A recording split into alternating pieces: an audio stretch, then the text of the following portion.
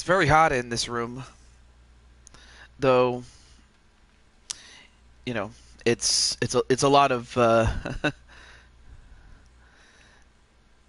guess you could say it's a lot of guesswork there, but hey, or not. How do I say it? It's very hot in this room, so it's going to take some time for me to cool down.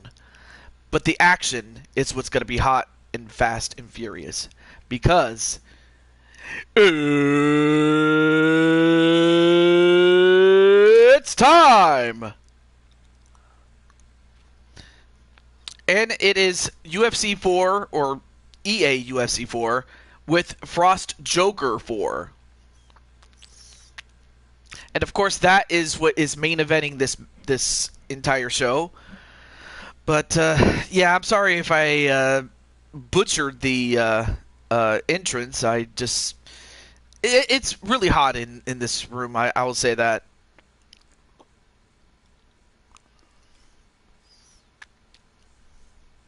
But other than that, I hope everything's going well. Oh, hey! Hey, what's up, James? How you doing, man? James Gamer. Hope all is well, man. But yeah, it's really hot in this room.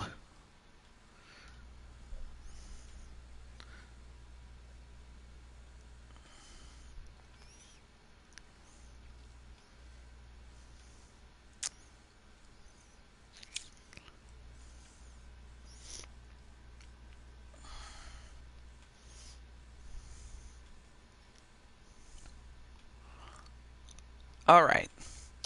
Again, sorry if I'm not talking very much. I'm just trying to get my pop-out chat and everything ready. And also sharing this with my Discord.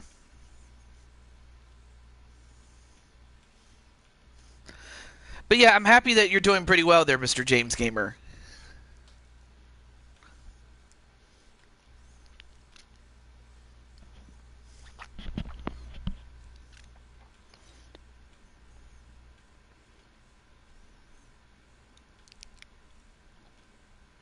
Okay. So while I don't have a way to contact Jamar, I'll let Jose Blanco know. Hey, what's up, Joker? And by the way, as you can see, you're in the main event of tonight's show. So definitely stick around and hope to have you on there. Oh, well, never mind. Jamar, you're just in time. All right, so all I need to do is let your opponent for today, Jose, know that you are up first.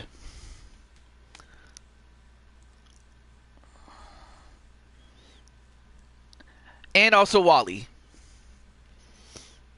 Although Wally is on 2, 3, 4, 5, 6, 7 on the 7th fight. So you're in the middle, or close to the middle, really.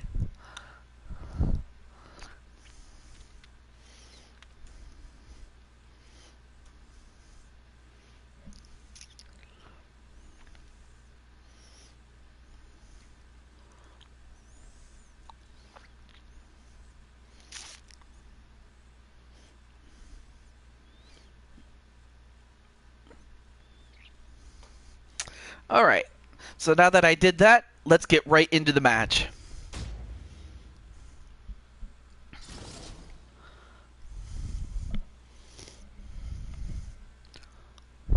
Jamar for the win. Awesome.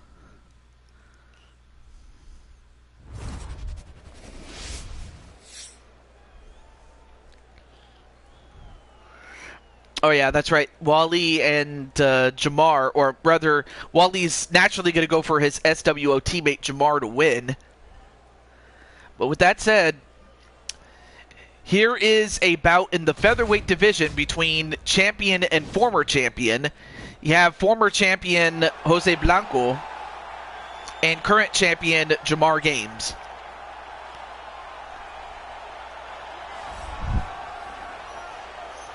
Now, Jose does come in with a record of 3-7, but of course most of those losses were against top-tier talent and those who outweigh him by several hundred pounds.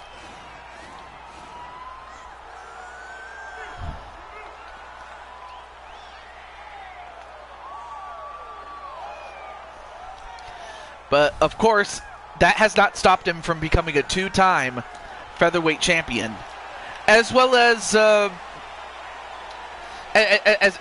lightweight champion as well.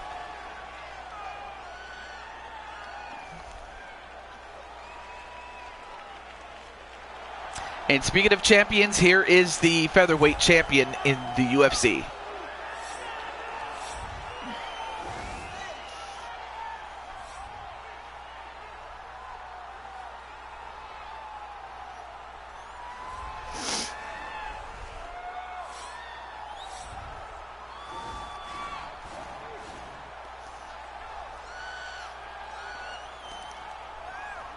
And of course, as far as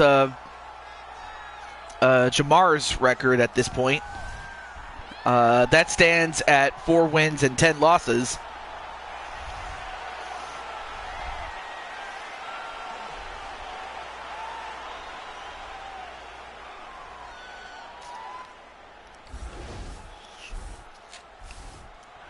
All right, tail of the tape.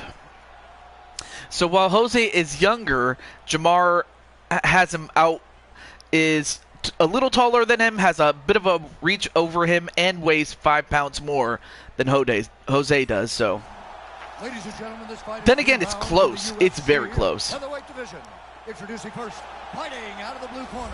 All This man is a jiu-jitsu fighter, making his professional debut here tonight. He stands 5 feet 10 inches tall, weighing in at 140 pounds. Fighting Yep, out of home, not a problem, Wally. Hazardous. And now introducing his opponent, fighting out of the red corner. This man is a freestyle fighter, making his professional debut here tonight. He stands 5 feet 11 inches tall, weighing in at 145 pounds. Fighting out of Atlanta, Georgia, Magic Man.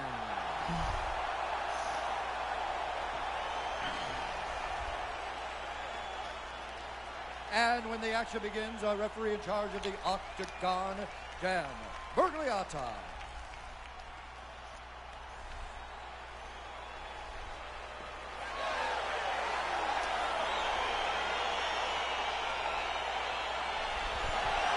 Thumbs up, thumbs down. Oh, I almost forgot. I forgot to let me take down the HUD for much of this. My bad. All right, there we go. But anyway, how's everything going there, Jamar? Of course, Jamar, like I said, is the reigning champion, and would love nothing more than to prevent another potential challenger in Jose. Oh, nice kick to catch Jose off guard or off balance. Anyway, nice kick to the body, and then an overhead right. Nice clinch work by both men.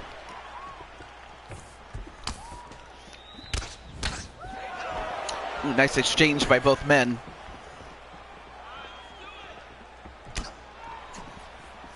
Kick to the leg of Jose Blanco.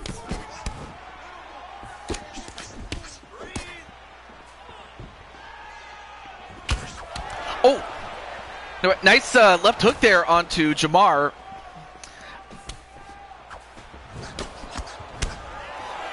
Anyway, nice jab and then kick to the body. Then a kick to the head.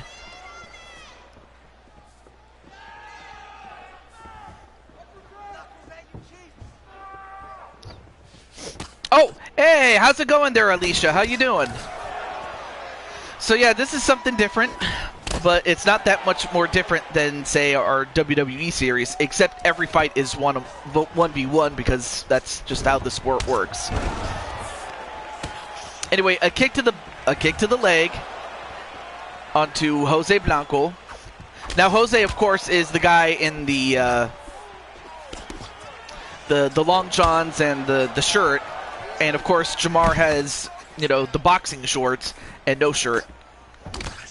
Yeah, yeah, I'm exhausted, but that's mostly because of the heat, not because of any physical exertion or anything like that. Thank God.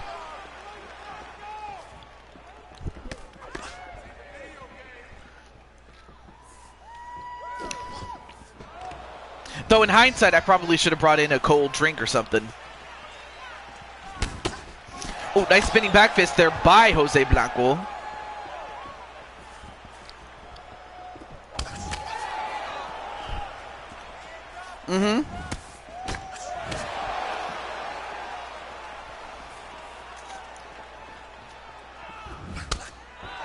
Oh, nice side kick there by Jose. And a kick to the body.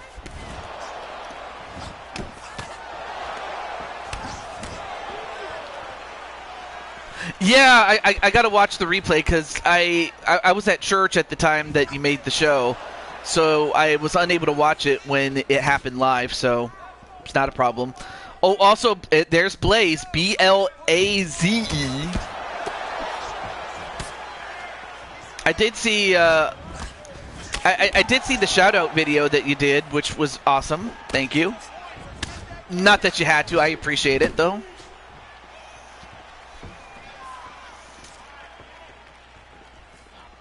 Oh, of course. You have to take a break from time to time.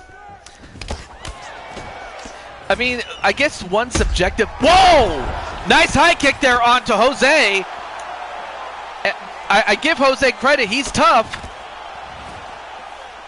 But he's going to have to come up with something else to take over on Jamar. Or he could just do that and go for the Amari roll and a leg lock. Now the question is, can he get him?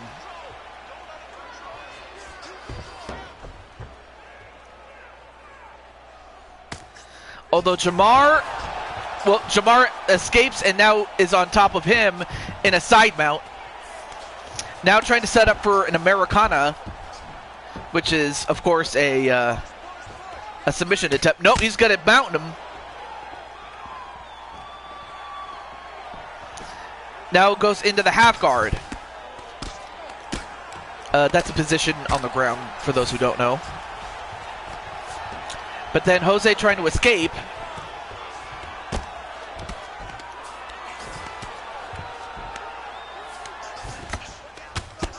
Although, really... Oh, never mind. Jose got it. Jose got out. And a couple of knees on Jose. 5 seconds left in the first round. Then a kick to the body. Ooh, nice kick though that happened just before the horn. But early in the fight, a high kick right to the head of Jose, and that probably would have knocked out most other men. But it was not enough.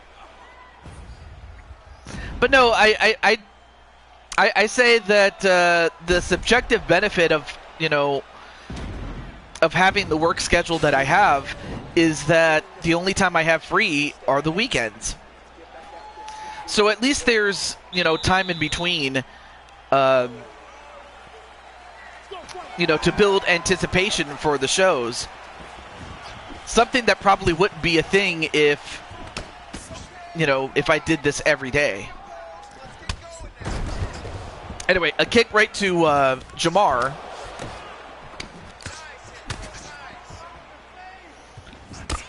Another high kick onto Jose, and Jose is just getting smoked a couple of times. So Jose's going to have to come up with a different strategy. Well, that helps, definitely, out-punching or timing your punches against Jamar.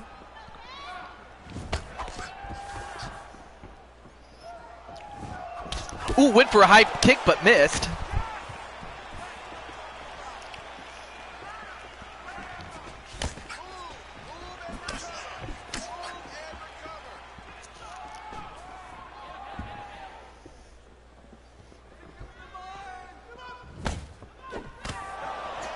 Anyway, nice spin kick there by Jamar.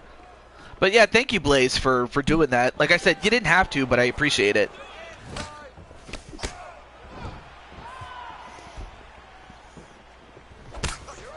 A knee right to the gut.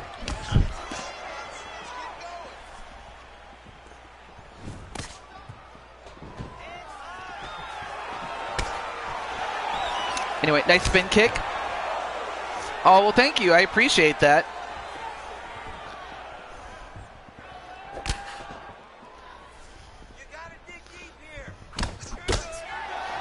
thank you. I definitely appreciate that.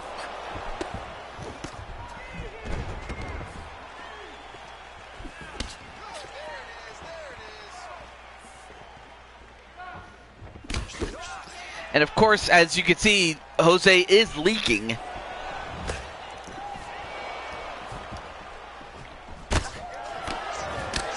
Oh, absolutely.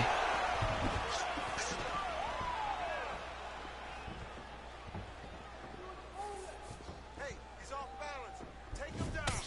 Here's the shot. Take the shot. And for Jose, he knows one bad mistake can end it. Or a series of mistakes.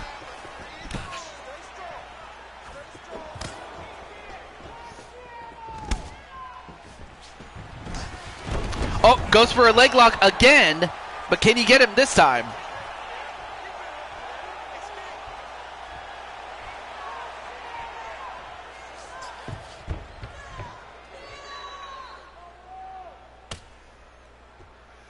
And is Jamar going to get out of this?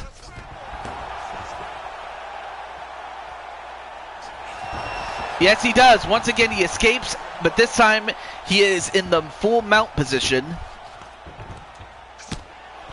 And now it's going to tee off on him and possibly finish him up. If not, just bludgeon the man.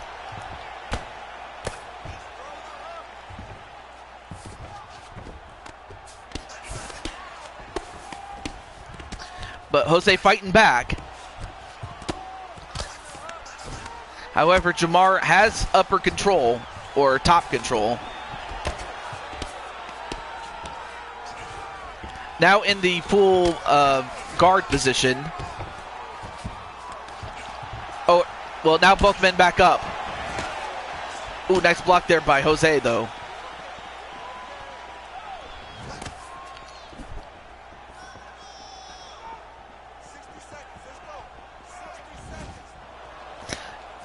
Anyway, a high kick.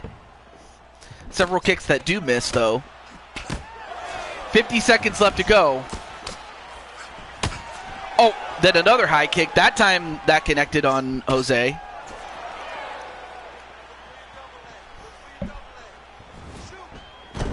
Then a kick to Jose, but... And that knocks him down, but it doesn't keep him down.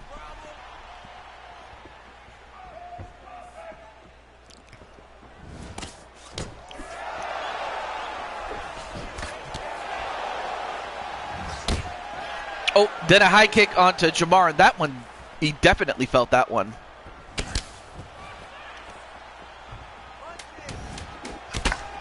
Oh, knee right to the head.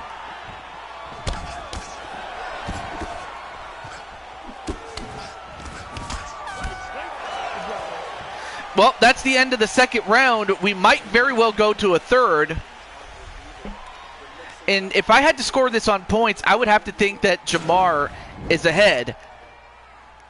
So if you're Jose, you're going to have to find a way to finish the fight, because you might not be ahead on points.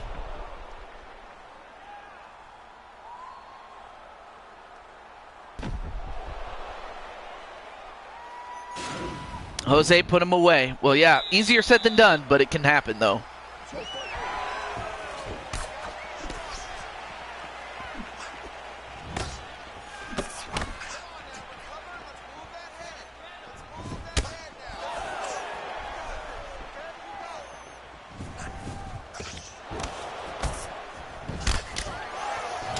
Wait, nice exchange by both men. Oh, well, nice roundhouse. However, a kick that knocks down Jose.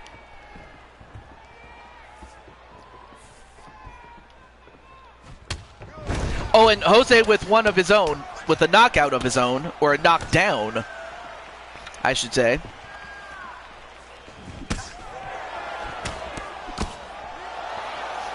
And wait, nice left punch there.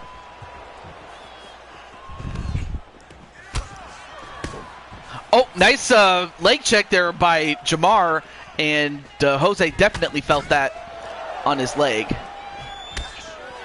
Spin kick does connect, though. And once again goes for the Amari roll.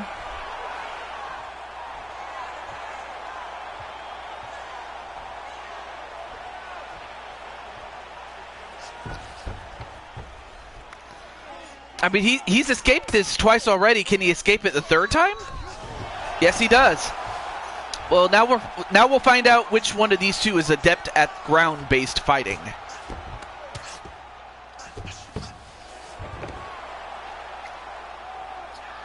All right, then transitions into a half guard.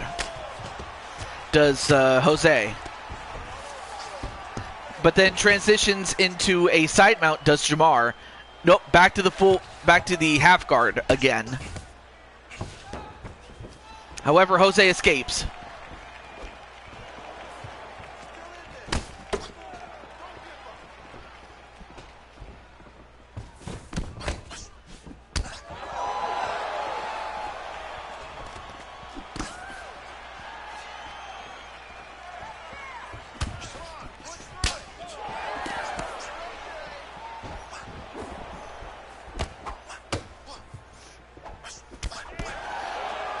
Well, so far, I have to think that Jamar has this in terms of points.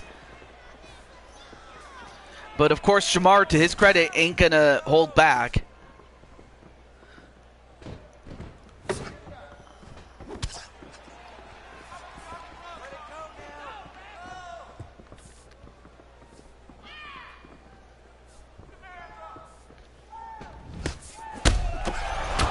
Oh, well, that definitely got caught, did Jose. And Jose backing up a little bit.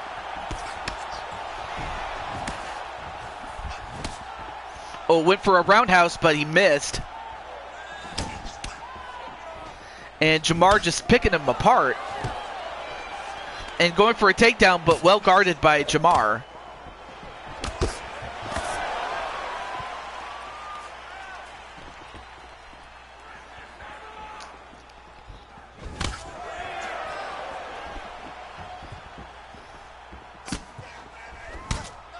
And a kick that knocks down Jose. Ooh, almost struck him down while he was down, did Jamar, but thankfully he missed.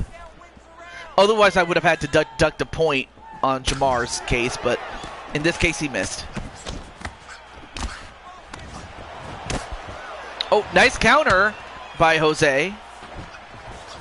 But it may be too little too late. Oh, hey, what's up, not Jamar. What's up, Clinton? How you doing, man? Of course, you're going to be in action as well.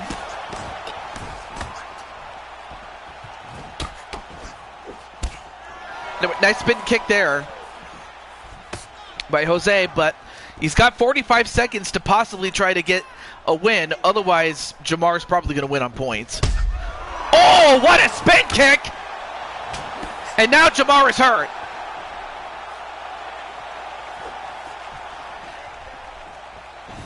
Same here, man. I'm trying to survive too, man. In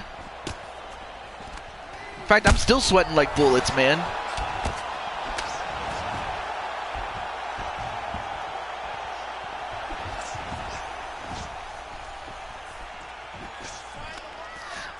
Ten seconds. Can he do it?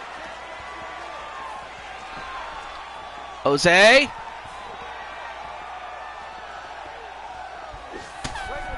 Not going to do it. Well, we're going to go to a decision, and we'll get it, and we'll have a decision rendered.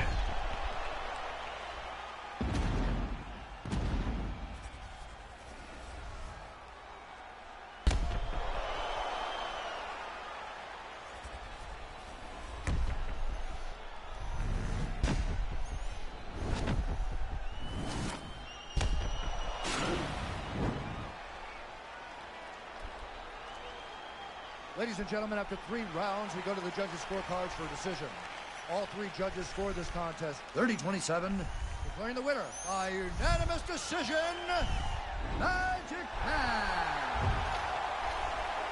All right, so the winner by a score of 30-27, Jamar. So Jamar does win the match and the fight by decision. And he takes care of business as he prevents a possible challenge by Jose Blanco. Yeah, you never let it go to the judges, unless it's that close. Yeah, you don't. You just don't.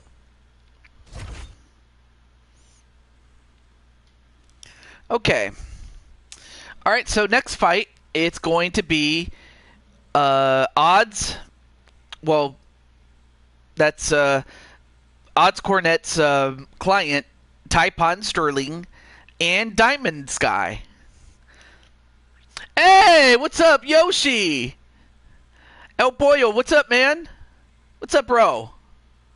I'm doing pretty well, aside from the fact that the heat is terrible.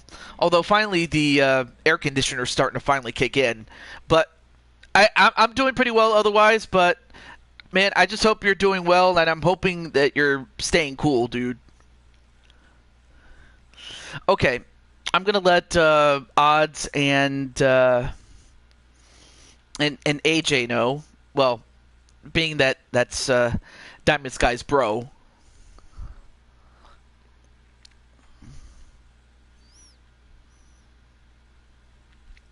Well, never mind. Odds is right here. Odds, baby. Dun dun dun dun dun dun dun dun dun dun dun dun. All right. Then in that case, I will let AJ know that Diamond Sky is up next. But anyway, how's everything going there, Odds?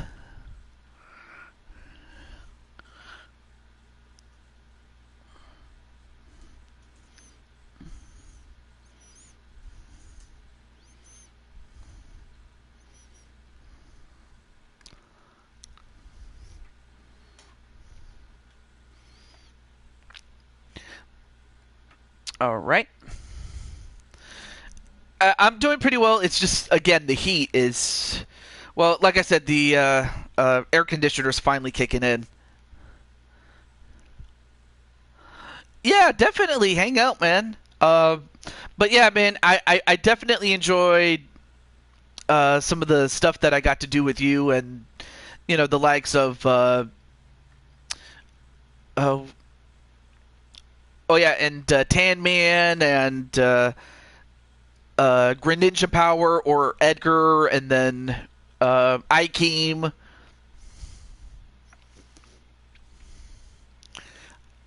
And some of those other guys. But with that said, let's move on.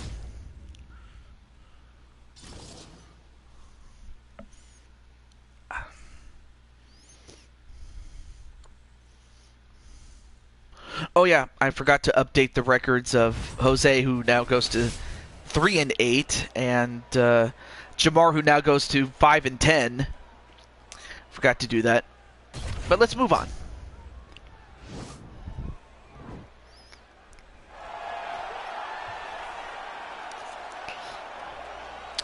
All right, so entering first is Taipon. She has a record of 3-4.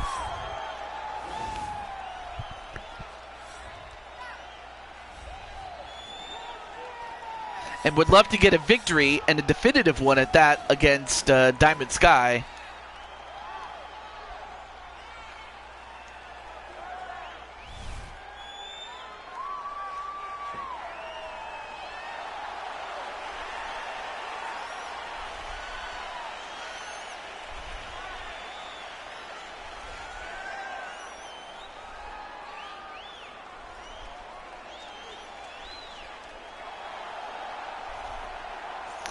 But yeah, thank you for stopping by, man. I definitely appreciate that. In fact, let me see what's going on your channel.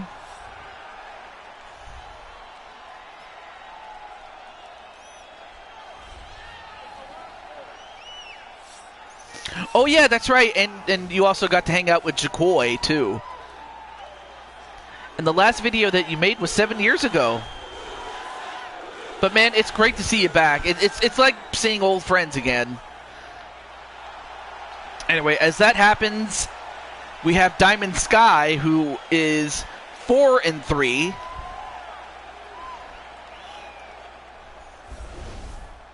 And a victory would definitely push him up the card.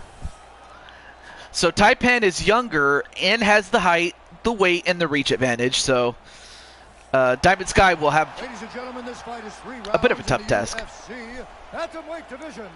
Introducing first, fighting out of the blue corner. This woman is a I know, boxer, man. making her professional debut here But hey, tonight. like, She stands 5 feet 7 inches tall, weighing in at 135 pounds. but yeah, Fighting for the most part, I've been doing lots of streaming. But every now and then, I'll hang out with some of the guys and do some streams. But definitely not to the level that we were doing it at. I mean, of course, back then we had a lot of free time on our hands, but nowadays we barely even have enough time to do that. Yes, I still do keep in touch with, you know, the likes of, you know, Jacoy, Tanner, MBN John, and some of the others.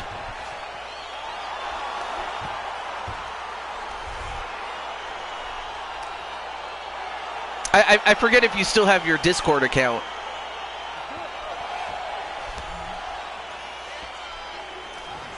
All right, so round 1 starting.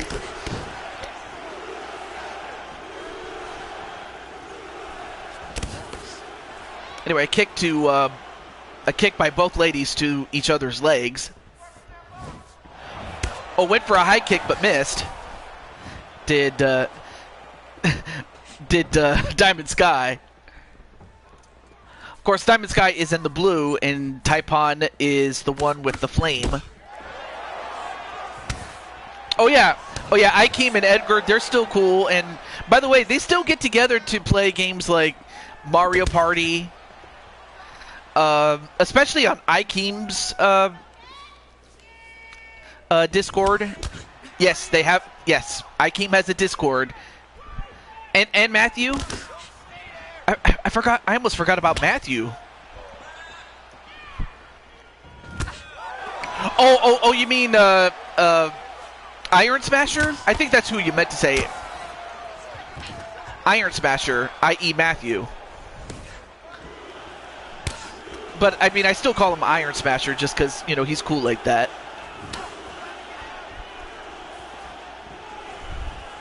Yeah, Iron. Yeah, I kind of figured it was Iron. I just... And then Brooklyn Joker says, "Sup, Yoshi." Oh, nice block there by Taipan.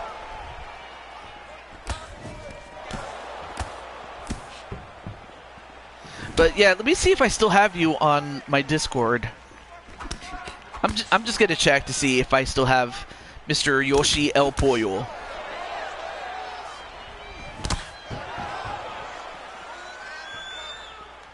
Yes, I do. Hi. Yes, you are on the card there, Brandon.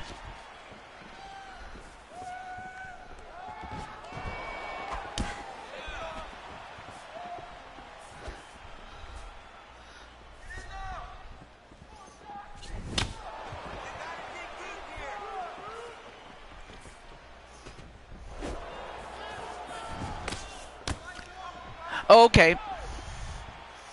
Well, I actually found your Discord, and I'm gonna send you an invite. And by you, I mean Yoshi El Pollo. Figured as much? Yeah, definitely.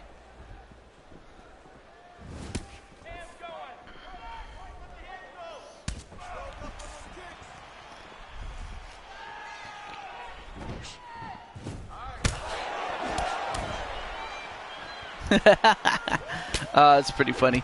All right, back to the match, though. Yeah, I was looking at my DMs and stuff. Yeah, but hey, you know what? You've heard the expression, you know, what's past is past, but you know, the future is still bright, so... Or making up for lost time is probably what I was trying to get at.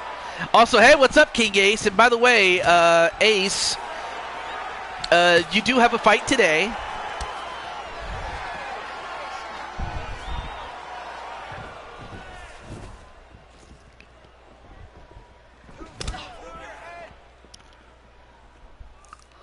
But I mean, I also understand that, life, you have to take care of your own life, and that, you have to take care of your education and your work. And that's definitely, and that's understandable too, though.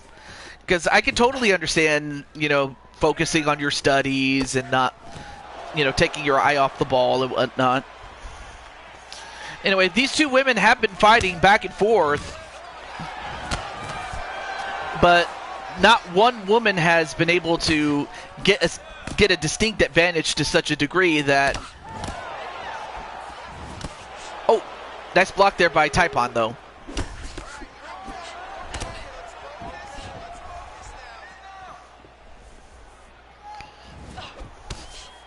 Anyway, nice spin kick there.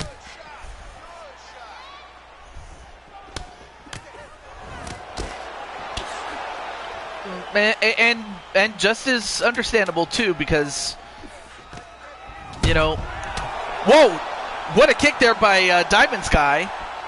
2 seconds left in the first round, and that's the end of the first round. All right, so as they get ready for the second, I've been working a lot too, and I'm limited to the weekends, outside of the occasional day off and outside of the occasional holiday, really. It didn't let me accept the invite. What? That's weird. Hang on. It didn't let me accept it. Huh, that's weird. Let me, hang on a second. Let me see if I have you, oh.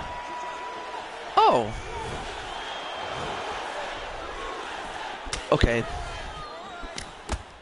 Okay. That's all right. So,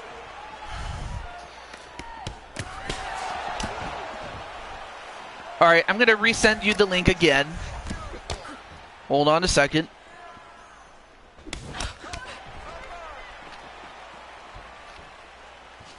All right, I reset the link. Anyway, a kick that takes down Diamond Sky. Oh, but then Diamond Sky returns the favor to Taipon.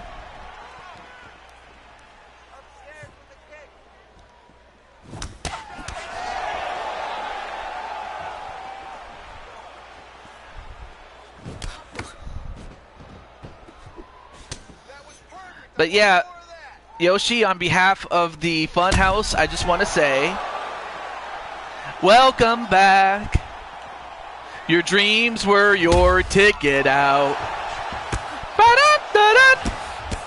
And as that happens, Taipon just kicked Diamond Sky in the head, and I'm surprised Diamond Sky didn't stay down after that.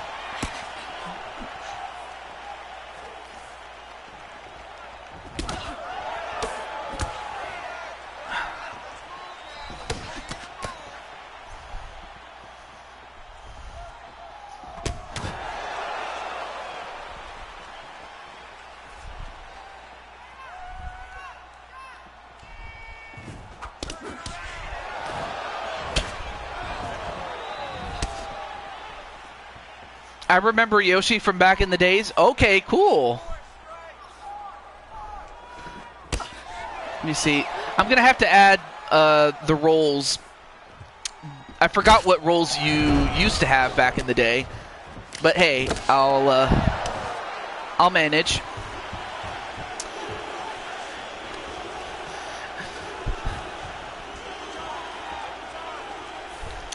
But yeah, welcome back.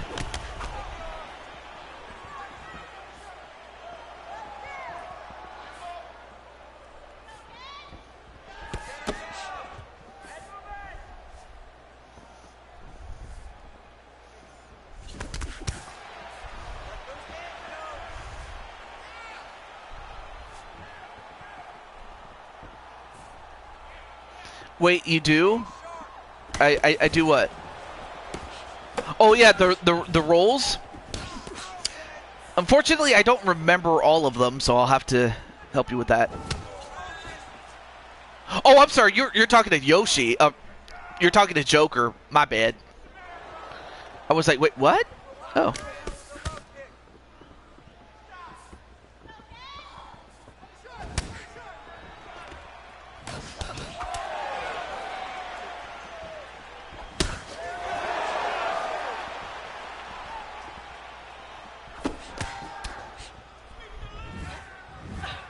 All right, I'm gonna stand up. I need to stand up. I need to move a little bit. Anyway, a knockdown by Diamond Sky, and then a kick right to the face. EA Sports, it's in the game. Yes, I do, Yoshi. And then another kick to take down.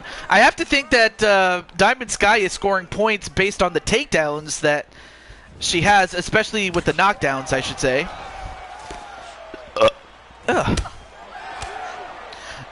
I apologize. I also have a little bit of gas, too, after a nice meal.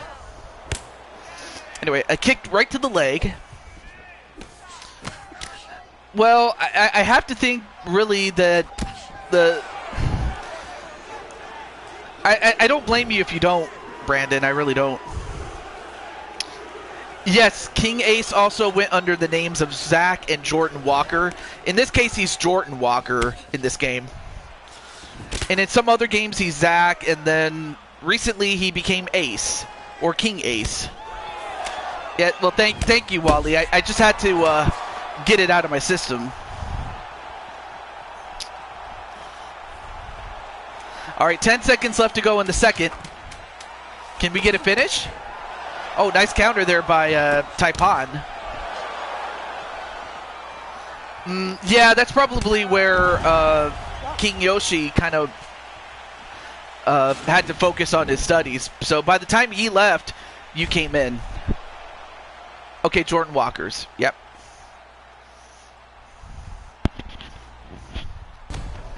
He used to be up in CGS? Wait, who? Well, in this case, Yoshi, I don't think anybody could ever blame you if you don't remember. And it's not because you're old, it's just because it's been that long. So I really can't blame you or anybody. Not that I would ever want to blame you or anything. Oh, Yoshi did. Oh.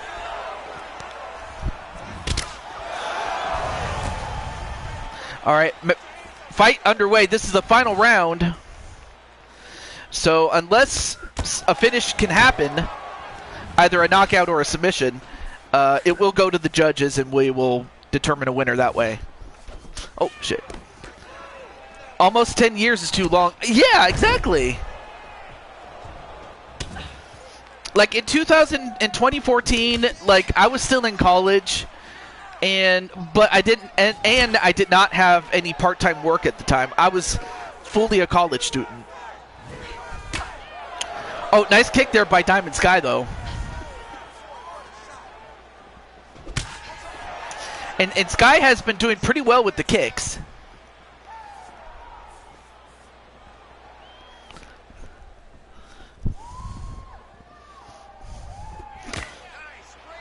Yeah. Yep, you were in high school. I don't know if you're still in college or if you've graduated or not or whatnot, but if not, I mean, I understand.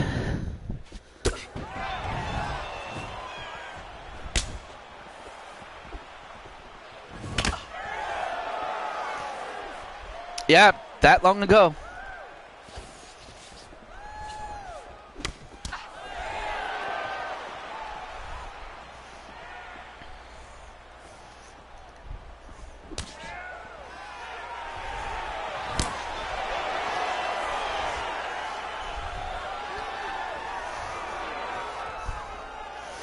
Anyway, I only graduated high school and been working after that.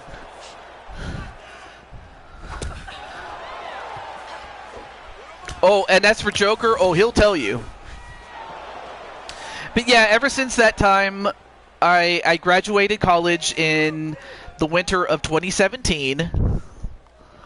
Had a couple of part-time jobs in between my current full-time job that I've had since February of 2022. Now, in 2020 and in 2021, for the most part, that was due to the pandemic, and I was unemployed, but thankfully I had enough unemployment money to last me for most of that time.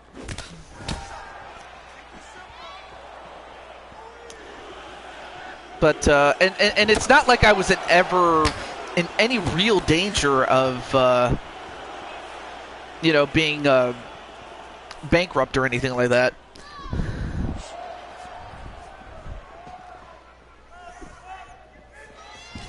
Sometime I'd be working 24-hour shift. Oh, dear.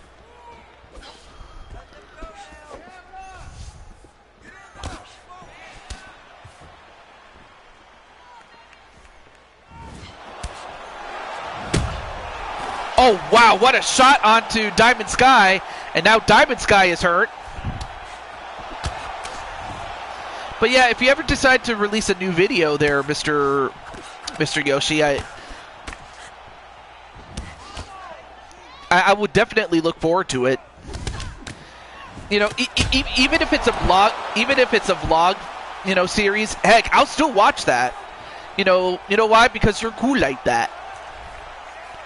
All right, 1 minute 20 seconds left to go between these two. Oh, nice roundhouse right, well timed. And another one. And Diamond Sky just getting punched out. Yeah, the pandemic definitely messed up a lot of people. Yoshi was my first tag team partner in CGS. I don't know if it's the same Yoshi that we're talking about, but yeah, he was. Oh,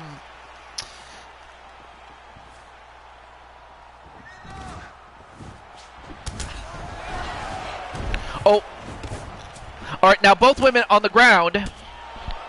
Now we're going to find out who's better adept at fighting on the ground, because these women have been fighting on the feet for the most part.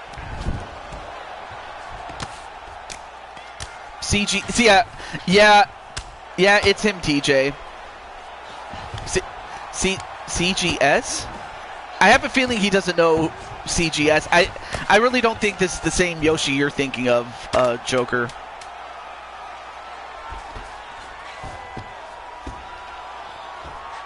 Because Joker, if he knew what CGS was, he trust me, he'd know. And I don't blame Yoshi for not knowing, because he never knew. Anyway, that's the end of the fight, so we're going to find out who wins via decision, a la boxing. And of course, Wally the Hulk Johnson, Walter Johnson, is getting ready. He is the light heavyweight champion. Ladies and gentlemen, after 3 rounds, we go to the I'll hold that thought. All 3 judges scored this contest. Nope, not. Yeah, I figured. Declaring the winner by unanimous decision, Starling. All right, so Taipon wins via decision. I didn't get to hear the score, so I'll have to look at the.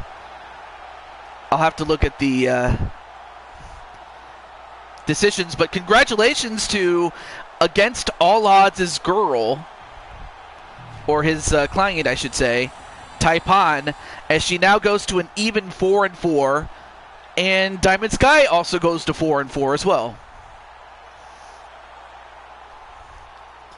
Oh yeah, let me look at the statistics. I want to see the scoring. Oh, okay, so it was close. All right, so the final score was 29-28, so it was close, but in the end, Taipon won the match. All right, so Wally's going to go for the next person to fight, and that's Patty. Okay, but in that case, it wasn't you. I kind of figured it wasn't, but it's just that Joker knew a friend also surnamed Yoshi. And it's also kind of funny because I actually have another guy by the name of Yoshi Bro that I became friends with, but yeah, you'll find a few Yoshi friends there. All right, so we have Patty Chase and Jen Corso. I will let Patty and I will let Jen's owner know that they are up next. Oh yes, before that he used to be known as Yoshi Fan 1133. Yep, that's absolutely true.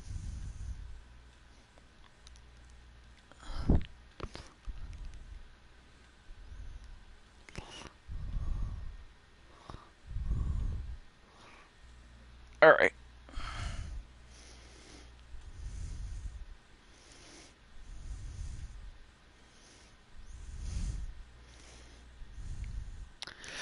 Joker gonna go for Patty to win. Speaking of Patty, let me let her know.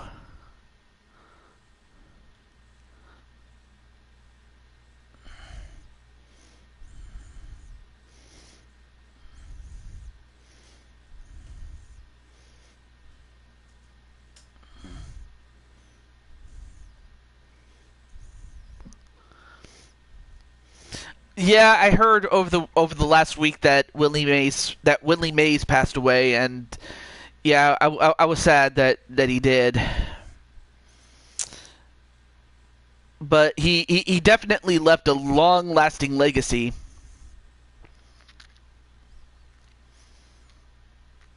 As an icon, and especially as somebody who transcended the game in the sense of he wasn't just the best, for his raza, if you will. No, he was one of the best, period, when it came to being an outfielder. Like, he could field as well as hit, like for average as well as, and definitely for power, and especially hitting home runs. Like, dude, that's why he was, for a long time, he was third on the all-time list of the home run record that Babe Ruth had, and then Hank Aaron would go on to have. Yeah, he started in the Negro Leagues. Absolutely. Back when that was still a thing. But obviously we know that he was too good to stay there for long, and then eventually the MLB started to integrate, and the Negro Leagues no longer was a thing anymore, but it was great to have it while it was still there. Yeah, Jackie Robinson, Hank Aaron was there. Oh yeah, Griffey as center fielder. How did I forget about Ken Griffey Jr., dude? Those are just some of the greatest baseball players of all time. So it was just wonderful. That being said, where's Triple B?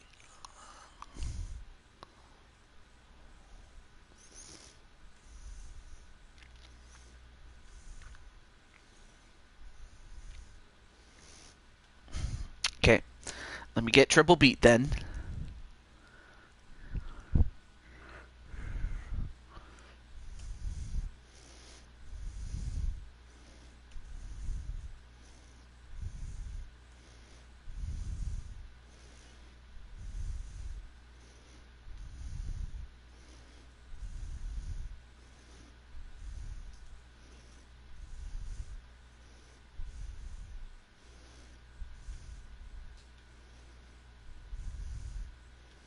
There we go.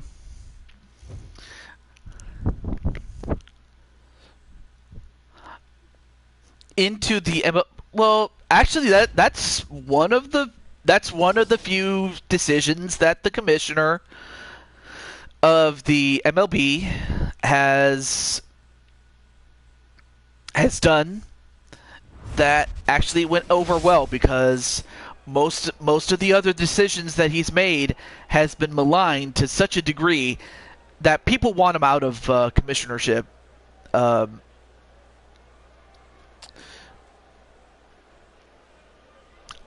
immediately forget his name. Oh, Rob Manfred. That's it. Yeah, most people want him out of office immediately. Some people say he's ruining the game, which it's kind of hard to argue against it. But with that said, his deciding to add the stats from the Negro Leagues into the record books of the MLB, that was one of the few good ones that he's made, so I give him that one. But with that said, back to this fight, and we have Jen Corso in the blue and Patty Chase in the red. Who is going to win? Let's find out. It was a long time coming, but I know a change gonna come.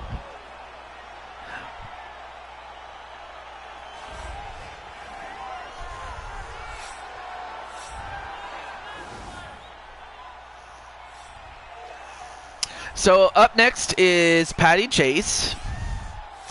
So of course Patty currently stands at 4 wins, 10 losses, but again, most of those losses were against some of the best, and a good chunk of them were against Speranza Danzi, so it's not like she's losing against nobody. She's going up against the best of the best. But it is true, without the Negro Leagues, it wouldn't be what it is today as far as the MLB is concerned. And even in the years preceding it. And then you have Jen Corso, who is at 6 wins and 2 losses. And has been doing pretty well, moving her way up the card. And a victory over Patty would definitely solidify that.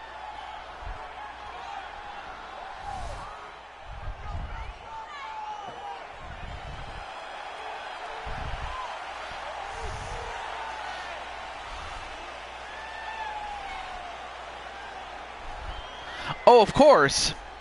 Oh, hey, you know what? As soon as you do, I'll be interested to see what you do. The way I you know, how do I put this? I started small and then worked my way up. That's kind of how I did it. But regardless of what you end up doing, there's one thing that I was taught that I want to share with you, and that is to simply be yourself. Yeah, and also do something that you're really good at, such as, in this case, Apex. If you're into that stuff and you have a passion for it, yeah, definitely share that. And obviously you can network with people that like playing that game. Now, obviously, I'm not a big fan of Apex, but I'm more than happy to share you with those who love the game.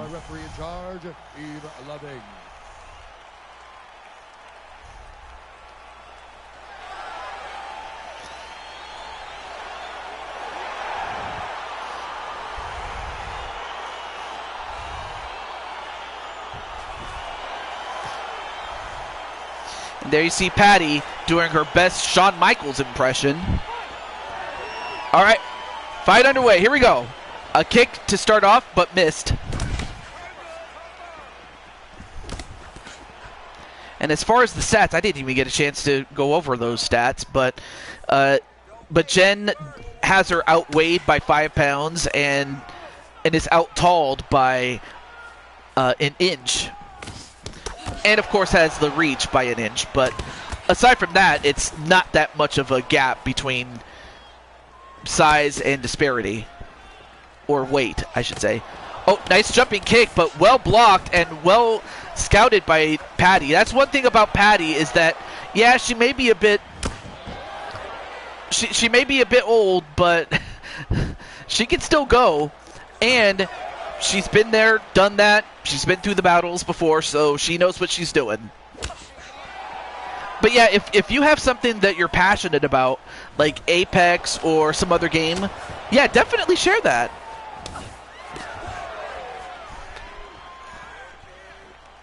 But yeah, just wanted to give you that little tidbit there.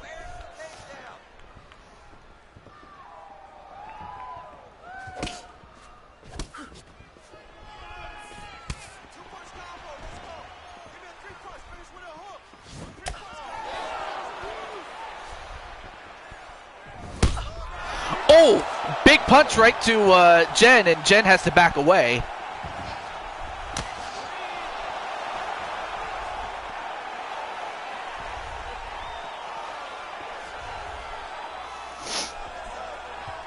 And then King A says Barry Bonds is the best. Well,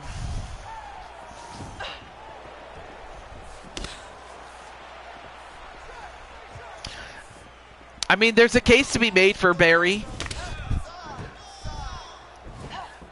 but there's also a case, you know, against Barry, in that some people say that there are other players that are much better than Barry. But certainly Barry was a big star in his day. But yeah, without question, when he was on song, he was great. Oh, and a double knockdown. I've never seen that before. That's the first time anybody I've seen a double knockdown inside the octagon there.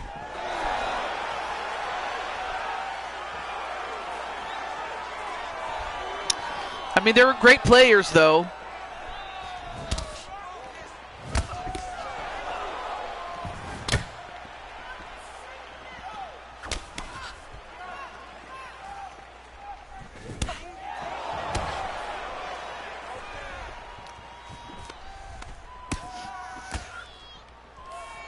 Anyway, nice exchange by both women. But so far, most of these fights have been on the feet for the most part, and rarely has it ever gone to the ground, save for a few instances. Then a head kick onto Patty, and Patty missing with that roundhouse right. Although nice leg check there. And then Wally says, "Hey, Clinton."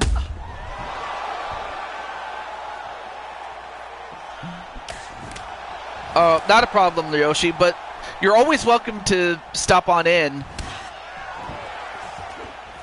And it's always nice to catch up with you, dude. Or at the least I can catch up to you in Discord, dude. So it's not a problem.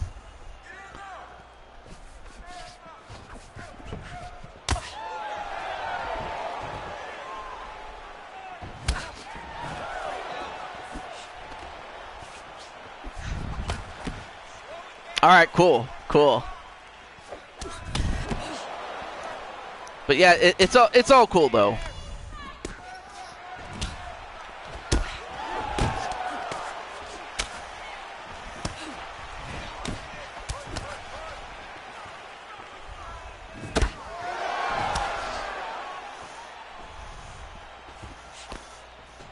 But yeah, thank you for stopping by there, Yoshi-san.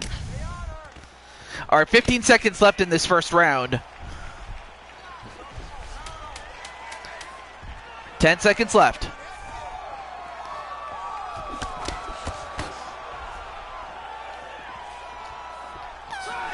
And that's the end of the first round.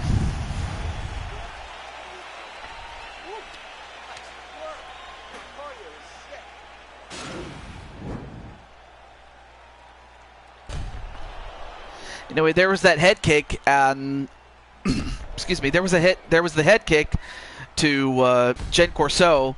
Probably didn't get all of it, but got a good amount of it all the same.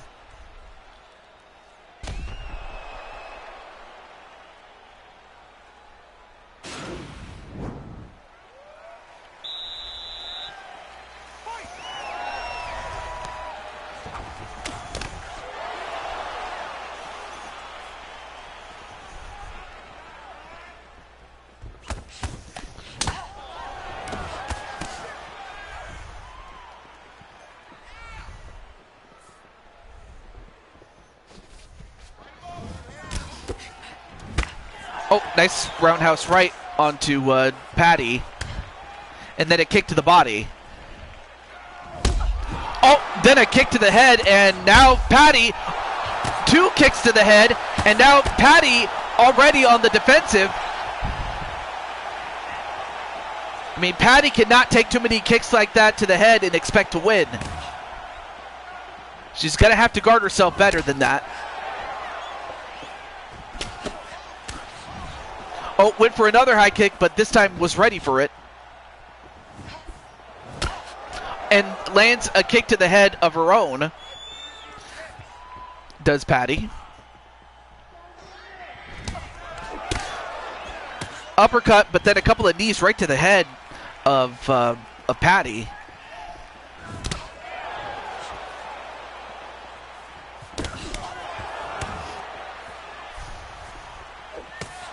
Oh, went for a high jumping kick, but again, well scouted. And went for a takedown, but well guarded by Jen Corso.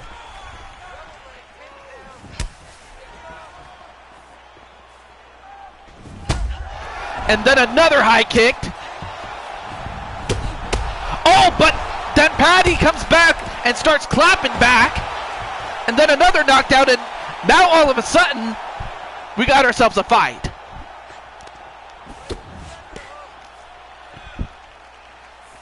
Now both women slow down. They know full well one mistake could end it.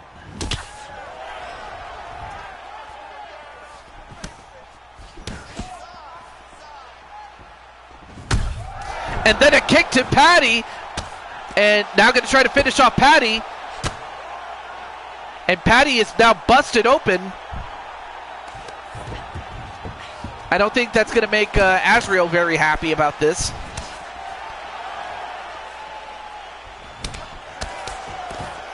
Although Patty not giving up.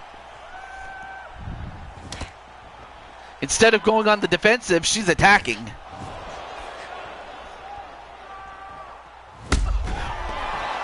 But unfortunately, she gets kicked in the head one time too many. And we have a knockout. And for Jen Corso, she now goes to 7-2. And for Patty, she goes to 4-11. Boom! And it landed with the bottom part of the knee, but it was still effective enough nonetheless.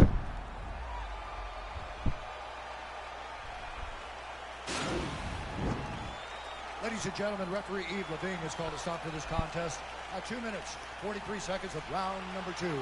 Declaring the winner by knockout, the Cyclone.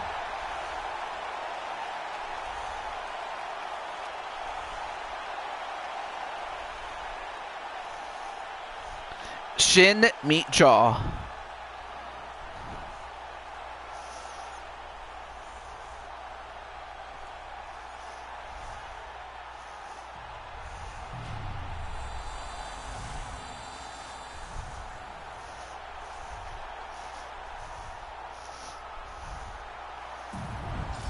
Yep, good fight indeed.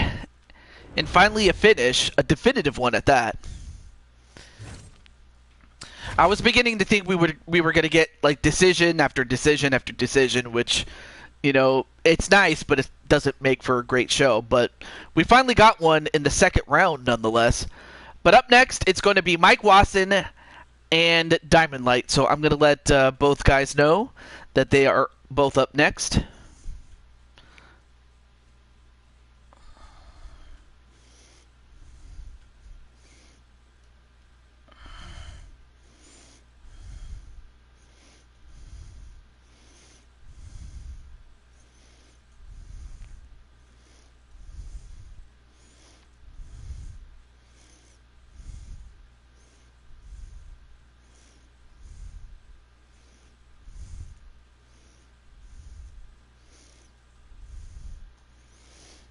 Okay.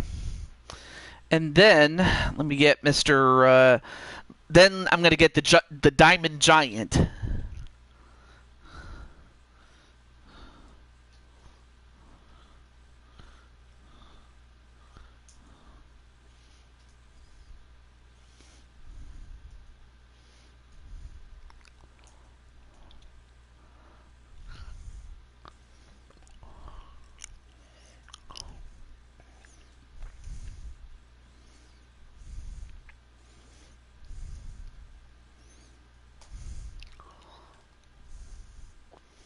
Okay. All right. And with that, let's move on. So who do you think is going to win this fight between Mike Wasson and Diamond Light?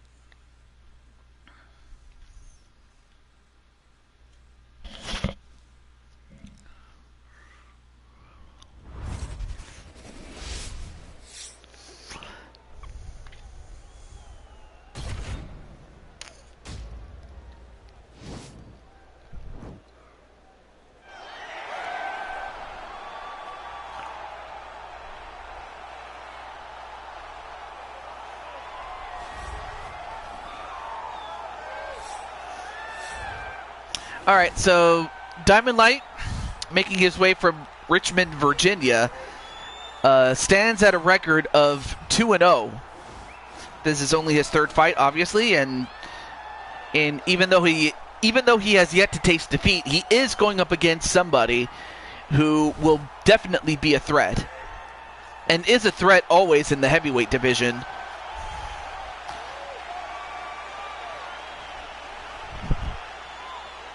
In this first ever meeting between him and Mike Wasson. And speaking of Mike Wasson, he comes in with a 6-4 record, and has challenged for the heavyweight title a few times, but has not been able to seal the deal. And for Diamond Light, he wants to move on up, just like the Jeffersons. But to do it, he'll have to take on and take out Mike Wasson. Though that's easier said than done.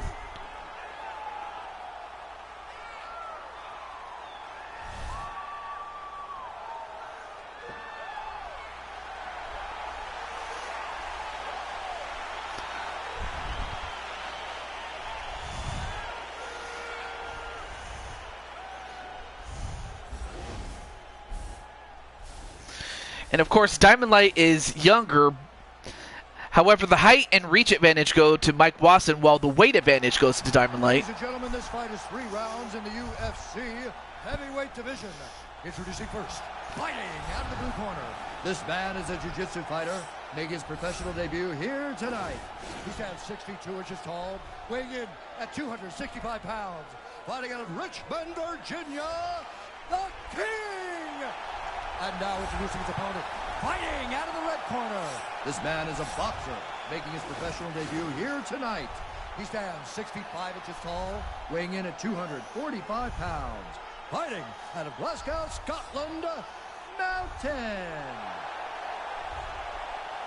And when the action begins, our referee in charge, Dan Murgliata.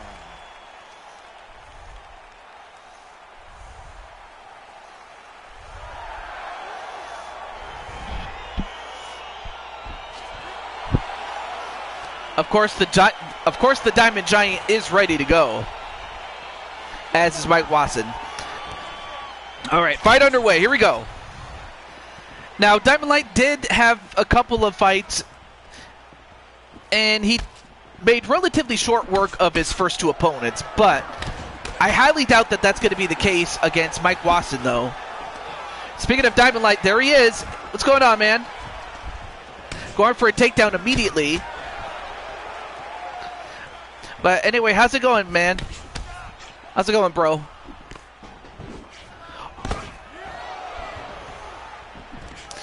Wildly gonna go for Mike Wasson to win. Well, Diamond Light got the takedown. Well, now we'll find out who is more adept at being suited to the ground game. Also, hey, what's up, Crushing Kelly? Also going to be in action tonight, and LD is also in the crowd watching.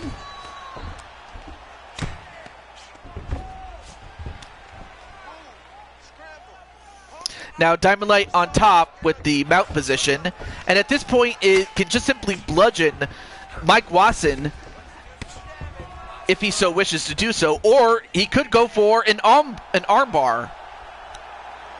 Hey, I'm happy you're doing pretty well, dude. Uh-oh. Uh-oh, Diamond Light.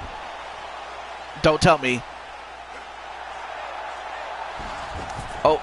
He's got the arm lock, or he's got the arm bar almost about cinched. Yeah, he's got it, but can he get him to tap out? He does tap out. It's over. Wow, really? That was the quickest fight so far. And Diamond Light now goes to 3-0, and Mike Wasson goes to 6-5. Wow, Diamond Light made short work.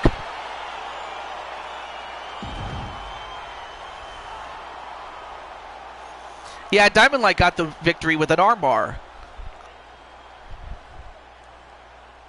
And is still undefeated.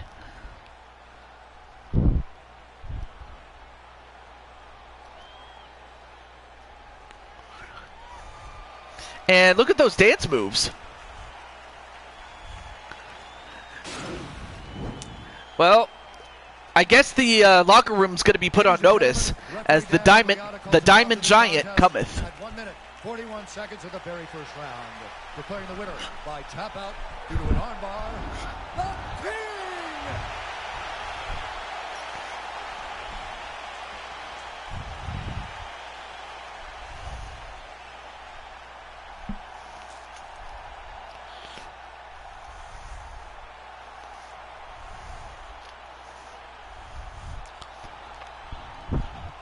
Well, congratulations, Diamond Light. How you feel?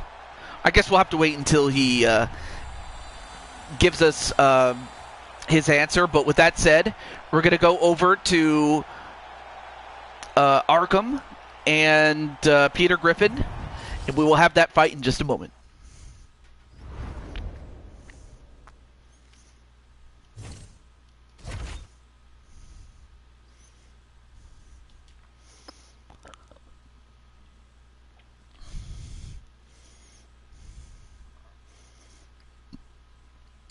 Peter for the win? All right.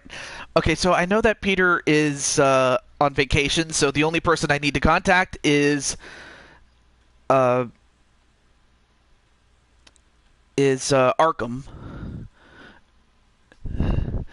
Feeling good after the... Hey, I'm happy that you're feeling better because of that. Dude.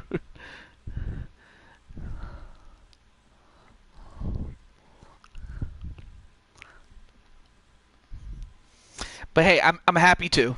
I'm definitely happy. Okay, let me get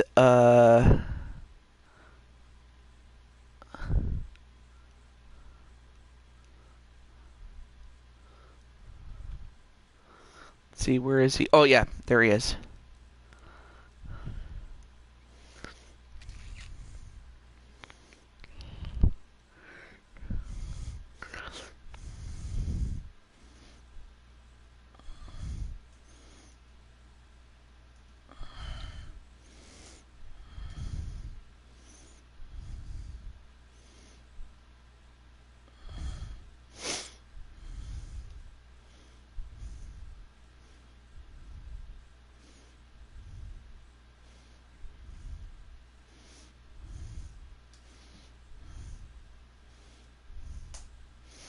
All right, got that.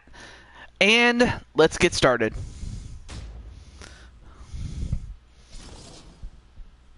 May the better man win today in our fight in the 7th fight. Oh, yeah, exactly.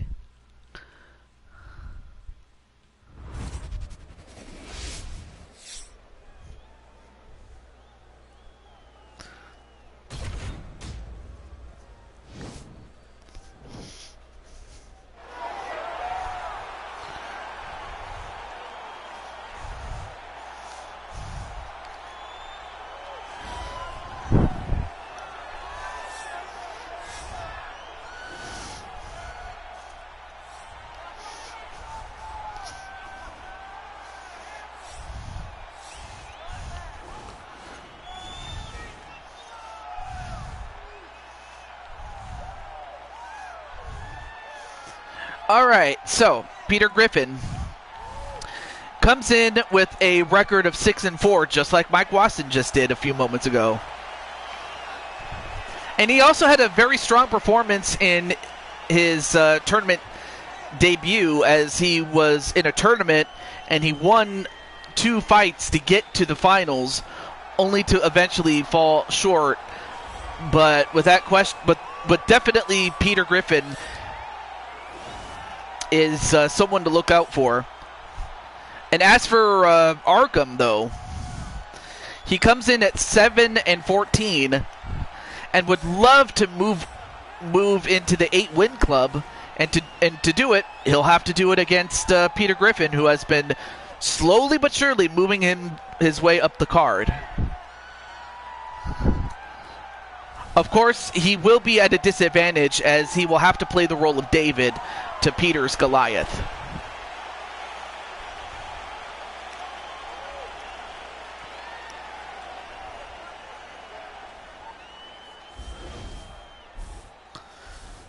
All right. So while Cayenne, or well, Arkham, Cayenne Reynolds, is younger, Peter has the height, the weight, and the reach advantage. So, Mr. Arkham, I wish you nothing but the best of luck, dude. Rounds in the UFC heavyweight division. Introducing first, fighting out of the blue corner. This man is a boxer, making his professional debut here tonight. He stands 6 feet 1 inch tall, weighing in at 265 pounds. Fighting out of New York, Big Daddy. Hey, what's up, Atticus? And by the way, Atticus did a show of his own, and it was Dollhouse Blues. So if you haven't seen it, you can watch the replay. But it's great to see you there, Atticus. Out of Fort Lauderdale, Florida, USA, the Great. And when the action begins, our referee in charge, Herb Dean. Hi, TJ. Saw the match when you got home. All right, cool.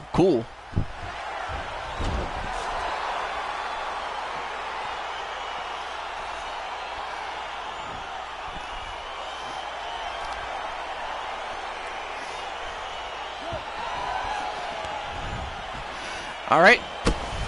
So it's pretty obvious. For Arkham, he's got to hope that Peter gets tired, especially given that Peter is the considerably older man. So Cayenne has got to use his youth and his quickness to outpace Peter Griffin, because Peter, yes, he may be old, but he's got a lot of power behind those punches. The only real equalizer I can think of is if Arkham can get him down and set up for a submission that way. But he could certainly not allow Peter to get on top of him, and well, we all know that Peter's weight can definitely be utilized that way. Oh, nice somersault kick though. Anyway, a jumping kick.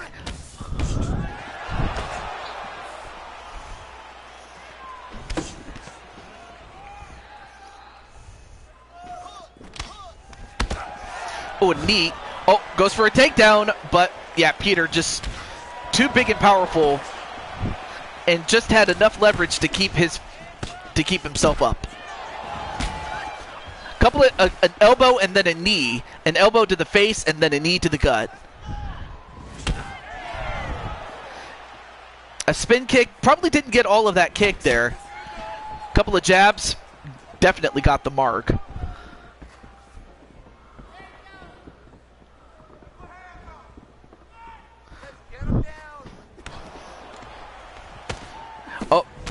Oh, nice clinch work there by Arkham. Of course, the man does have a legit Taekwondo background.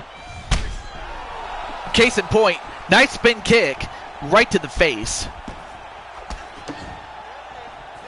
And of course, some of those Taekwondo guys do have basic kickboxing techniques.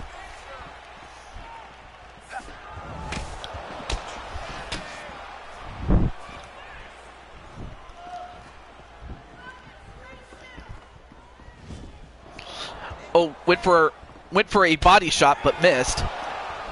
Although,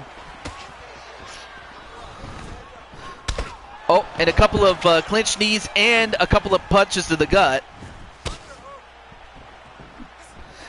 Now has him pinned against the cage. Oh, a high kick that does connect, though probably not as effective. Oh, well, that one was. Oh, that's one thing you had to be careful of if you're Arkham is, to get hit with one of those meat hooks.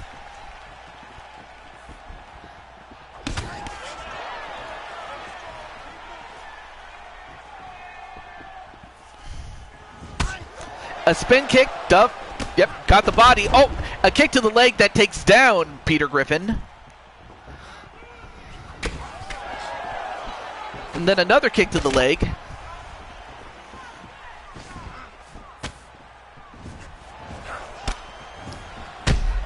Oh, and then a big kick that does connect on Arkham.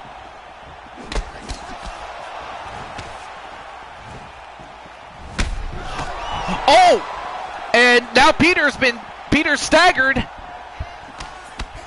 And if you're Peter, you've got to slow this down. When you throw your shots, you got to make them count.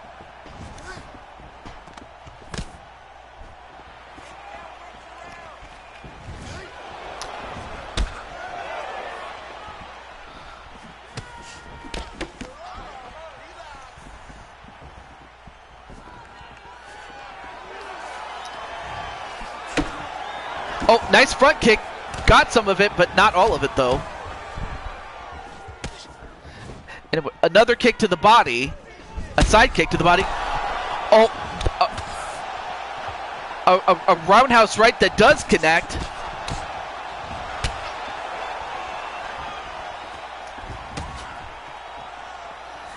And now Peter's starting to regain control a little bit.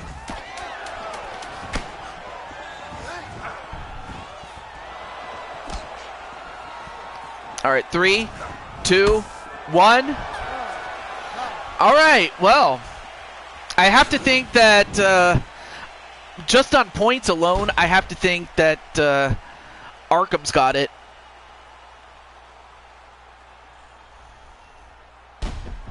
Although those were some very, very good shots there by Peter Griffin.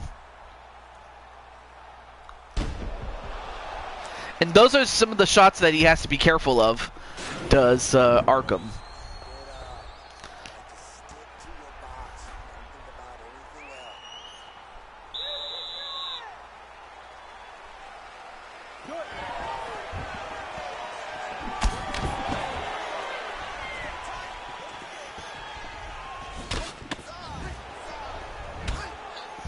Oh, and a kick that takes down Peter Griffin.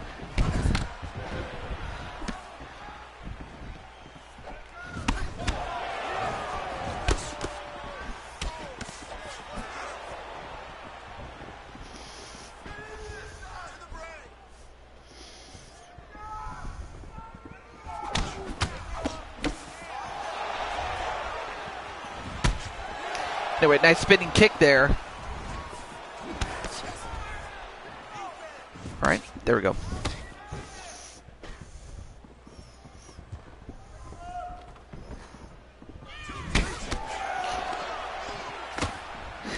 Nice clinch work there. And oh, nice 6 to 12 elbow. You don't see too many of those strikes. But so far, you know, Arkham is landing more of the shots, but the more power shots go to Peter Griffin, of course. Or significant strikes, if you will.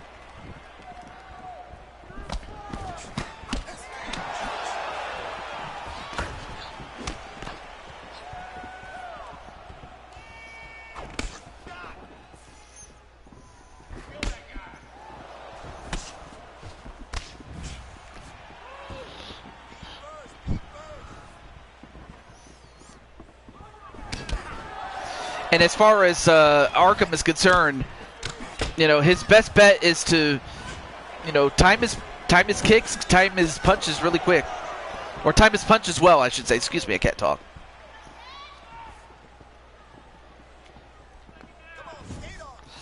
A roundhouse right that does miss. And nice counter boxing, though, by Arkham. Another kick to the head. And then a kick right to the knee. Or the left knee. Uh-oh. And now Peter backing away. Continues to work on the lead. Oh, but now Peter stunned him after one left hook. That's one thing he had to be careful of, was watch out for those meat hooks. Another meat hook.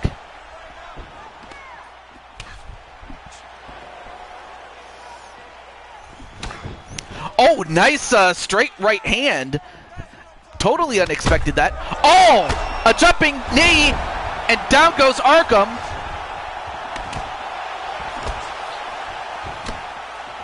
Arkham's got to be careful, though. If he lets his guard down for even a second, Peter can take him out.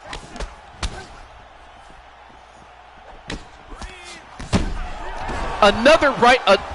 All it takes is one uppercut and he's down. But he gets up.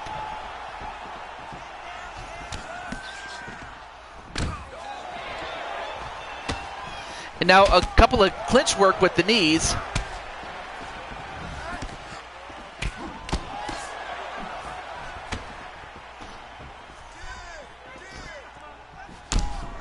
Oh, then a kick to the leg. And, oh, he felt that one. He felt that one. Now he's backing up.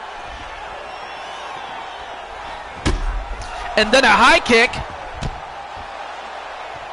Uh-oh, now goes to the ground. Can he finish him off? No, he cannot.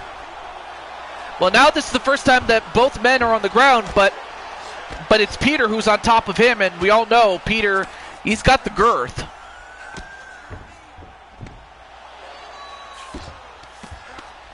I mean, obviously, if you're Arkham, you cannot be on the ground, especially if he's on top of you, but he gets out.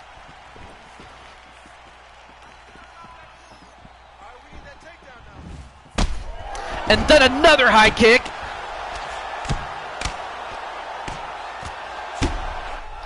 And that's it. It's over.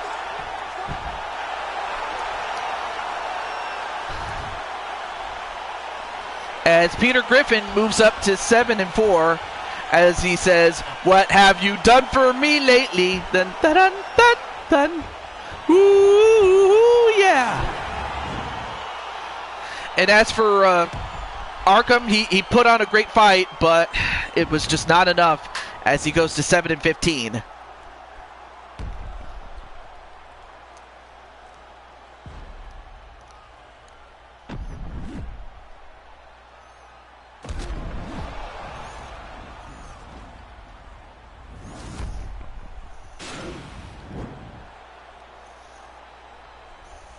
Ladies and gentlemen, referee Herb Dean is going to stop to this contest at 4 minutes, 34 seconds of round number 2. Declaring the winner by knockout, Big Daddy.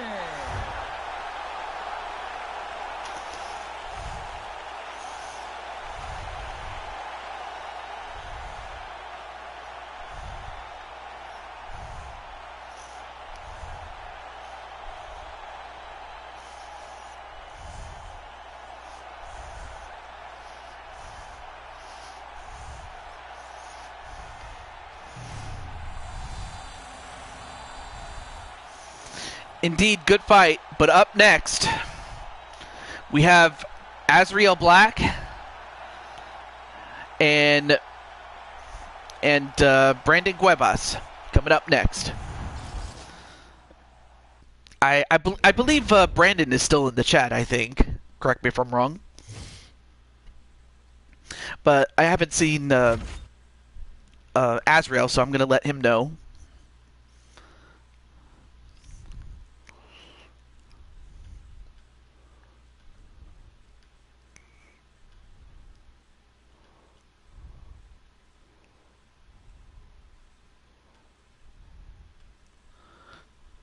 Good luck, Wally. Yep, absolutely. All right, so let me just let. Oh, hey, what's up, Triple Beat? By the way, your girl was in action earlier, so if you want to go check it out, you can. Although although the result already got spoiled, shit. But if you want to look back, you can.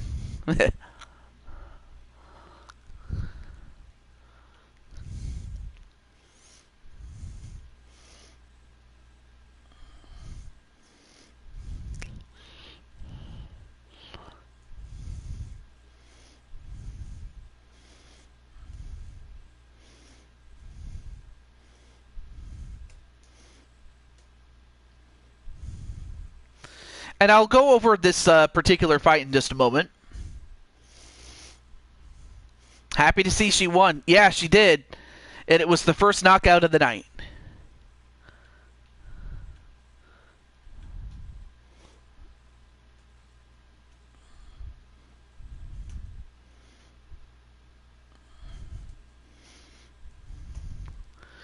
I'm doing pretty well. I mean, thankfully the air conditioner is starting to kick in, thank God. And then Well, I guess I'll let Brandon know since technically he's playing NBA Live 19. Correct me if I'm wrong, especially towards Clinton, but wasn't that the last NBA Live game that was ever released? Because I know that NBA Live, was a different animal to the 2K series when it was around back then.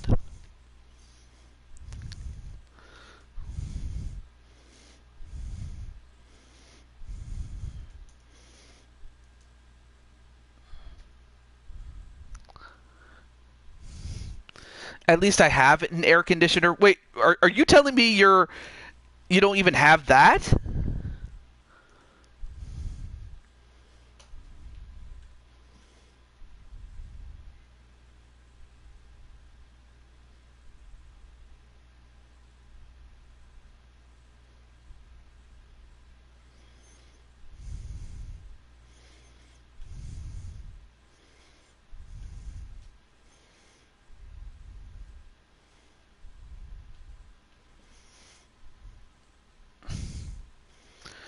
Well, come on, guys. You know what an air conditioner is. I shouldn't have to.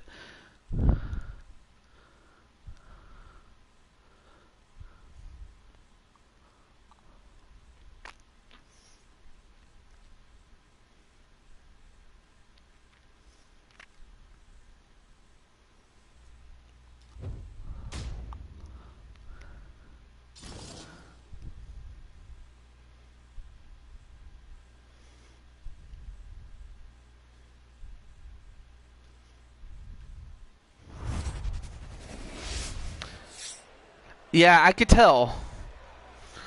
Yeah, it's.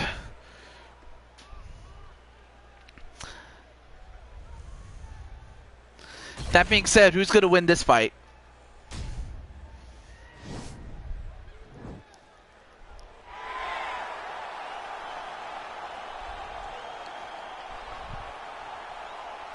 Mm-hmm.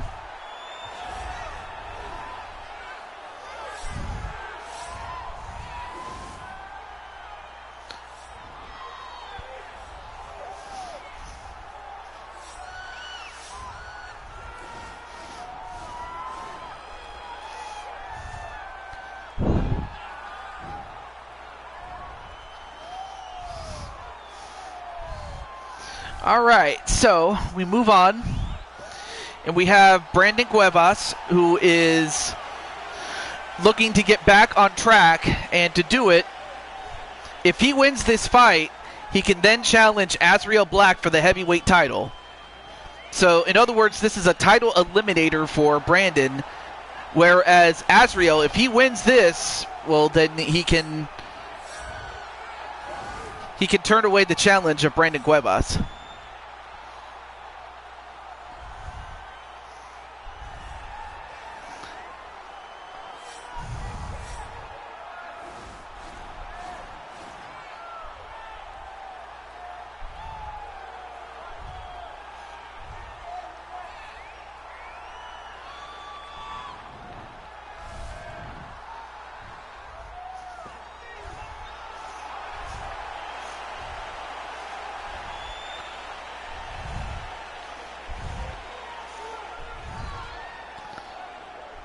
Okay.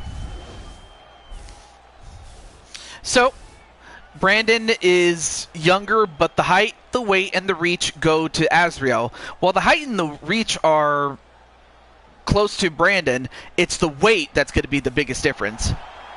But then the age goes to Brandon, so that might be another factor. Introducing first, fighting out of the blue corner. This man is a kickboxer, making his professional debut here tonight. He stands 5 feet 9 inches tall, weighing in at 190 pounds. Fighting out of Hoboken, New Jersey, the Enforcer. And now introducing his opponent, fighting out of the red corner. This man is a freestyle fighter, making his professional debut here tonight. He stands 5 feet 10 inches tall, weighing in at 265 pounds. Live And when the action begins, our referee in charge of the octagon is Eve Loving.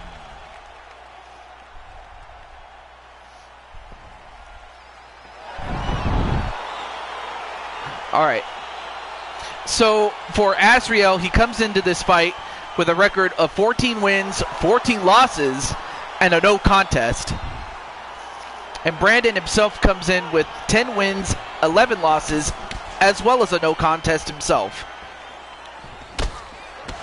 Anyway, nice spin kick there by Cuevas. Still need to change my city to Omaha, Nebraska. Oh, shit. I always forget. I know I'm forgetting something, so I had to think I was forgetting something but oh, you know, Azriel, I wanted to ask you something really quickly. How do you feel about the fact that Utah is getting an NHL team? It's been documented, of course, that you you were in Utah for a time. Although Brandon just got knocked into next week with that spin kick.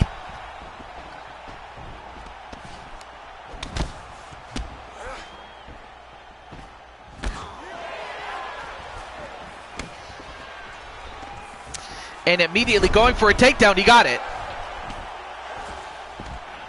But now we're going to find out who is better served to fight on the ground. Now going for a couple of body shots and a punch right to the head, but both men get back up.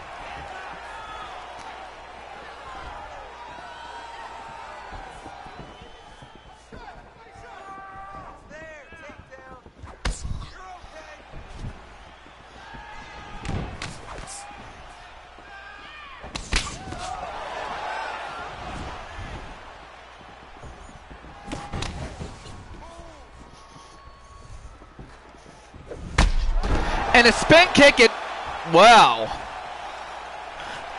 Well, that was quick. We had a couple of long fights at the start of the show, but now they seem to get shorter. And Azriel Black puts another one down. And for Brandon, he does not get a shot at the heavyweight title. Now, had he won the match, obviously I would have booked him on the next show, which will be the next Super Show that's coming up. But now he'll have to enter into the number one contenders tournament. But congratulations nonetheless, though, to Azriel Black. Declaring the winner by knockout line.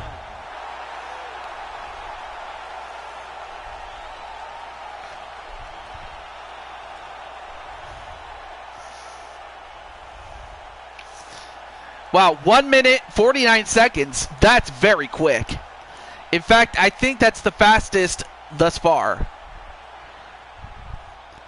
But for Brandon, he now goes to 10-12 and a no contest. And Azriel goes to 15-14 and a no contest. Incredible. And normally I'd ask or reach out to both men, but they're both here, so I don't need to do that. I could just get right into it. But who's going to win this next fight? So you have the light heavyweight champion and the welterweight champion in a champion versus champion fight. Now, the stipulation is that whoever loses has to defend their title on the next show. Very, very simple. Oh, well, Brandon's here. Okay. And, of course, naturally, Wally's going to go for himself to win. And I imagine Clinton's going to want to go for himself, too. But with that, let's get right to it.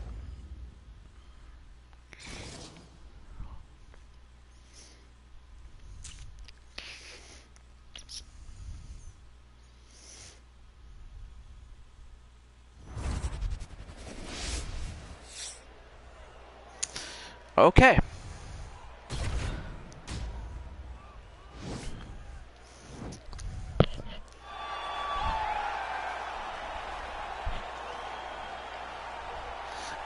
No, but hey, you know, you've had worse, but I mean, you've had your peaks and valleys, and I can say you've had worse. I will say that. Okay, not a problem, Wally. Thank you for at least staying until this time.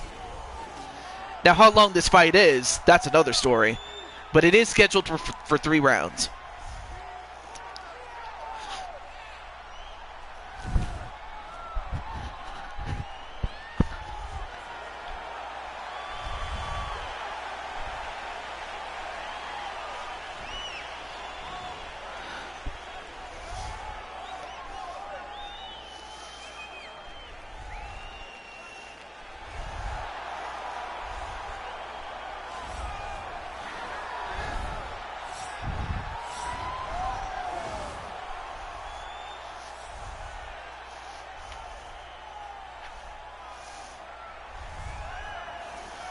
All right, so coming into this,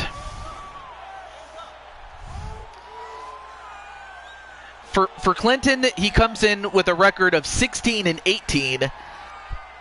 There was a point where Clinton thought about bowing out, but Clinton has since started winning more than he's been losing, and that's why he has a 16-18 record. For Wally, he is at 18-17. But here it is. Now, of course, Clinton's character is considerably younger. However, the height, the weight, and the reach advantage go to Wally Johnson. I will say this, though. Wally definitely looks good for a 40-year-old. I can tell you that. But then again, Wally is a Hulk. Ladies and gentlemen, this fight is 3 rounds in the UFC heavyweight division. Introducing first, fighting out of the blue corner. This man is a freestyle fighter. Making his professional debut here tonight. He stands 5 feet 10 inches tall, weighing in at 170 pounds. Fighting out of Columbus, Ohio, Vicious. And now introducing his opponent, fighting out of the red corner. This man is a boxer, making his professional debut here tonight. He What do you mean he ate? 3 inches tall, weighing in at 205 pounds. Fighting out of Atlanta, Georgia, Johnson!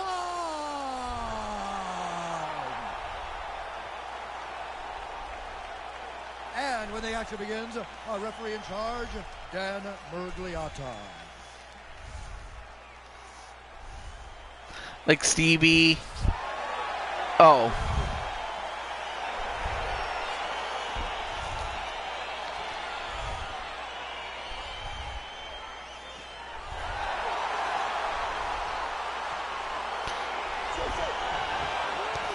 All right, back to the match. Or fight underway. Here we go. Now, obviously, I will say that Wally is a boxer, and Clinton is an all-arounder. So, you know, for Clinton, he's got to go for a submission. And for Wally, he's got to stay away from the submission as much as he can and keep the fight on the feet. That's about as simple and plain as I can make it.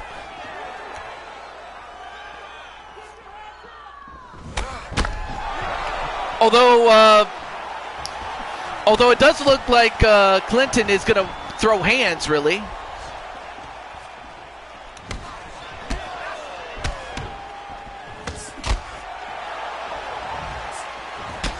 Oh, and so far Clinton is hitting him whenever Wally makes a mistake. In fact, he's doing a good job counter boxing and counter kicking.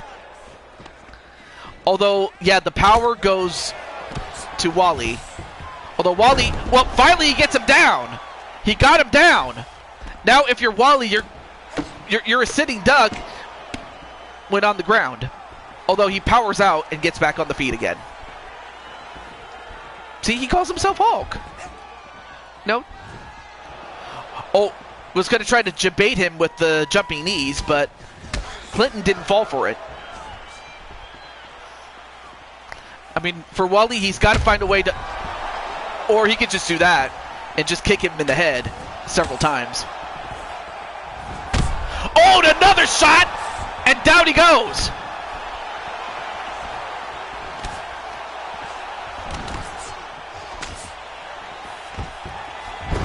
Although this time he does get the takedown.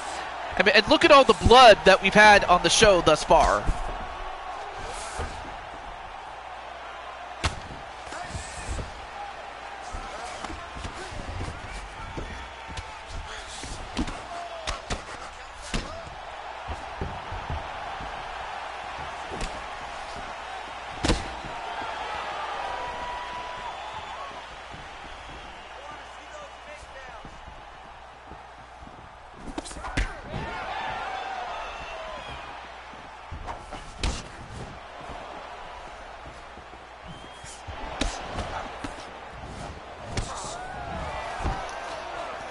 All right, now both guys back on the feet again, looking to reestablish what their game plans are going to be. Now, nice straight left hand catching Wally off guard. Although Wally gets taken down again. I have to wonder though, Clinton, how is it that you're taking down Wally? I mean, Wally's not somebody you can easily do it to, but yet you did it. You've done it 3 times already. And it's not even the second round yet. But at this point, he can just bludgeon him if he wishes, does Clinton. Or he could go for an armbar right here. And if you're Wally, you got to find a way to escape. It all comes down to technique, yes. As powerful as Wally is, you got to find a way to get him to be off balance. Because balance is the key to overcoming technique. But if you don't have that balance, the technique will definitely overpower you. And a submission on Wally. And I think that's only the second time that Wally has ever lost via submission. But that is true. Yeah, Royce Gracie definitely beat larger opponents, but to be fair, they were amateurs by comparison. I'm sorry. But yeah, without question, Royce Gracie is definitely one of the great champions. And basically, if nothing else, he proved that with great technique, you could do it. You could do it. But Clinton does get the job done. Well, Shoki's not even in this. But that was a great victory, and for Wally, this loss means that he is going to defend his light heavyweight championship at the next Super Show for UFC 4. At 4 minutes, 2 seconds of the very first round, declaring the winner by read Leo's comment. Shoki versus Wally. Well, actually, the only way I can do that is through Fire Pro, and I forgot if I still have Shoki, but if I don't, I'll have to get her. Or She-Hulk. So yeah, that can only be done in Fire Pro. Speaking of which, I'll have to also get Kelly Ledoux too. To book Kelly versus Kelly. A dream match, if you will. And speaking of Kelly, she's up next as she's going to face off against Speranza Danzi. Not a problem. Thank you for coming in, Wally.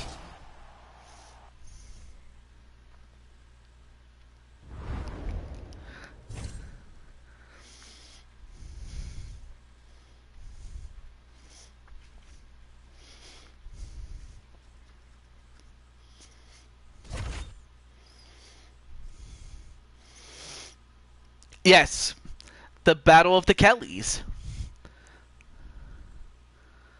All right.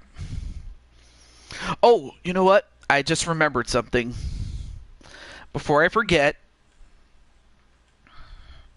and trust me, I do forget my fair share. Oh, right. The straw poll.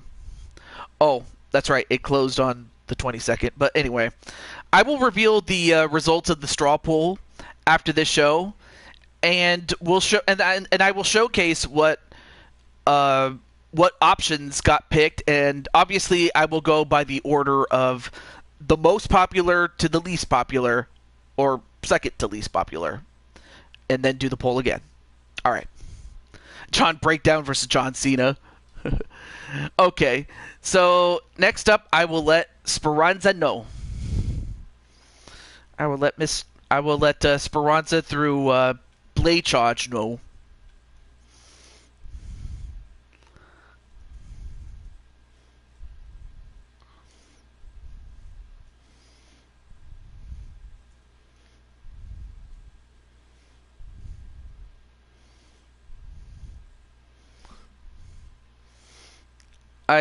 Oh yes, I did get your message about being a GM. Now, unless I get, well, the only other GM that I had in waiting is Sarah Richards, but unless I get 6 other GMs that are willing to join in and want to be GMs, whether they have a player of their own or not, unless I get 6 more, I'll have to save you for the next one, like the next season, which is, in this case, it will be the first season under NHL 25 when that game comes out. MBN John. No, you actually got his name right. Yeah. Versus No Way Jose. Well, actually, if I wanted to do that match, I could just pop in, 2K29 or 2K19. I still have that game.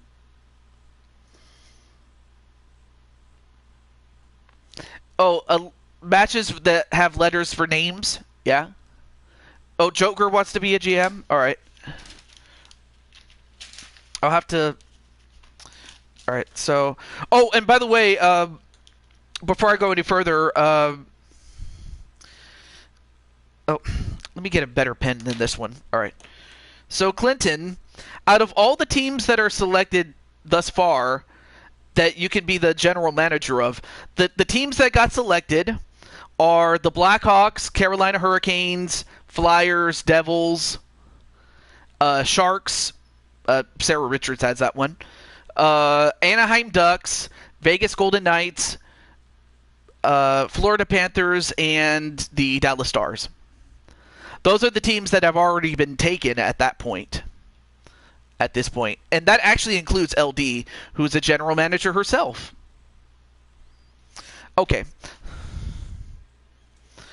All right, I'm going to let Speranza, Speranza's manager, Blade Charge, know that she's up next.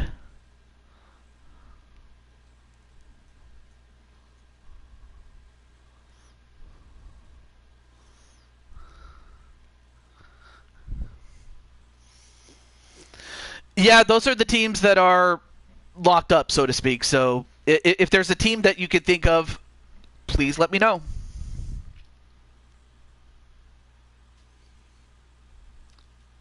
Yeah, absolutely.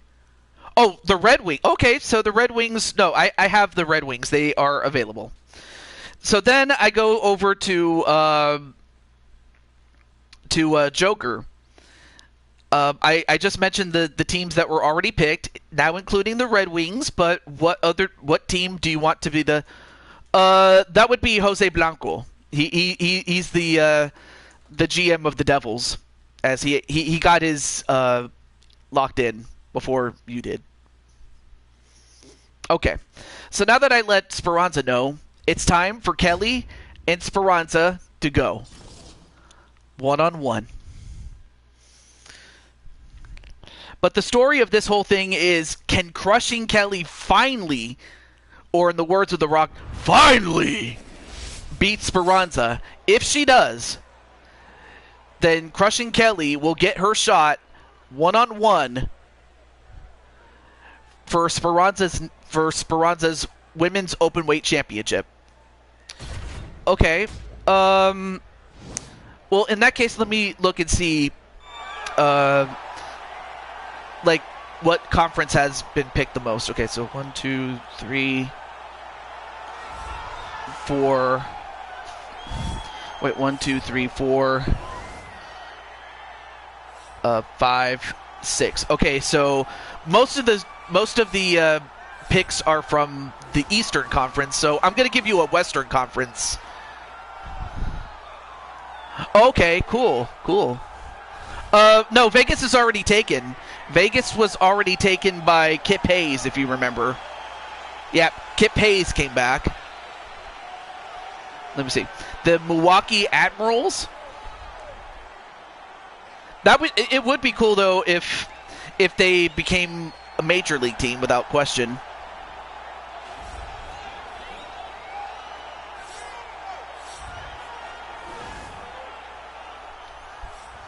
All right, so as that happens,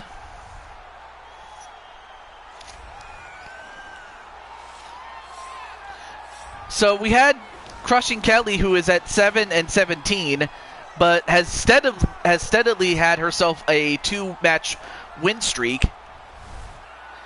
But for Speranza, she has the best overall record in terms of wins to losses. 22 wins and only 5 losses.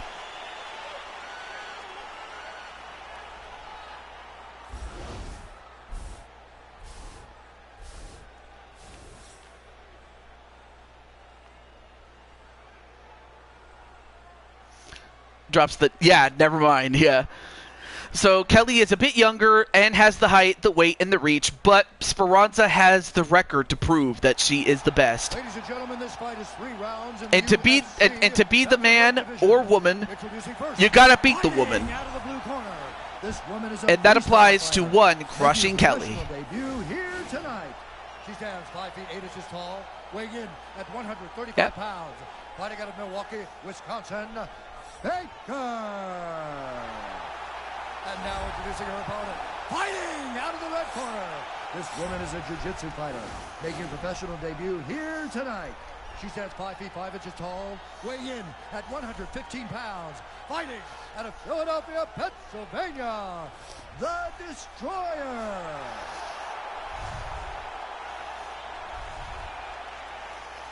And when the Judge's action begins, decision. the referee in charge of the octagon Oh, is did you see Moderators. your own match, though? Yeah, but they're not. Well, I mean, the Steelheads.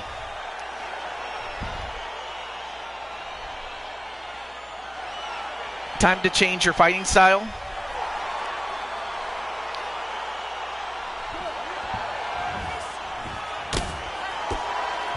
Let's see. Can Sarah take your place here after the show?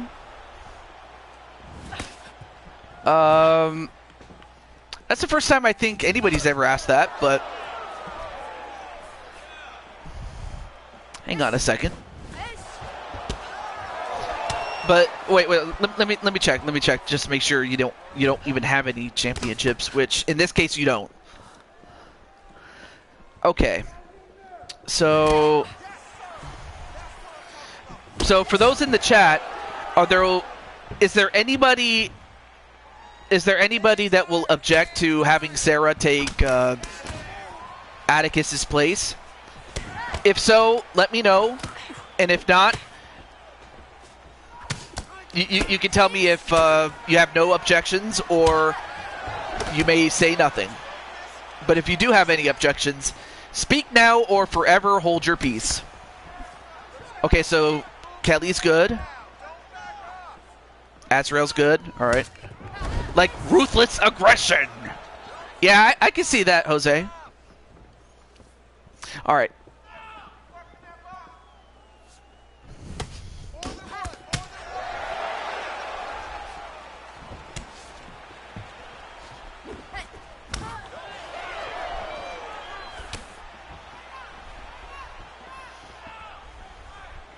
Of course, that the only thing that does is for Atticus is not only does that take him out, because Sarah is a new fighter, you know, she'll obviously start with a 0-0 record, but I have no issue with it. Really, I don't.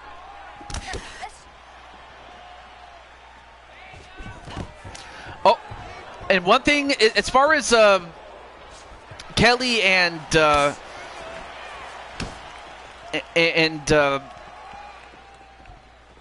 Kelly are concerned, now Kelly is currently a wrestler, whereas Speranza has always been a jiu-jitsu practitioner, so it's really going to come down to like who can fight on the feet, but then once it gets down to the ground, who's going to excel when it gets to that point. Oh, nice kick there by Speranza, though. Of course, Speranza looks a lot different with pink hair. I don't know if anybody has any thoughts of Speranza with pink hair. Other than, obviously, I dig it because I dig Speranza, but of course that's just my character saying that. All right. Oh, yeah, let me read this. Let me read this too. Yeah, no, exactly. Because there are so many, because the roster spots are so limited in this game. Yeah, exactly. I would just limit it to one. I mean, I even asked AJ, like between himself and Diamond Sky, and he picked Diamond Sky. But you are right about that.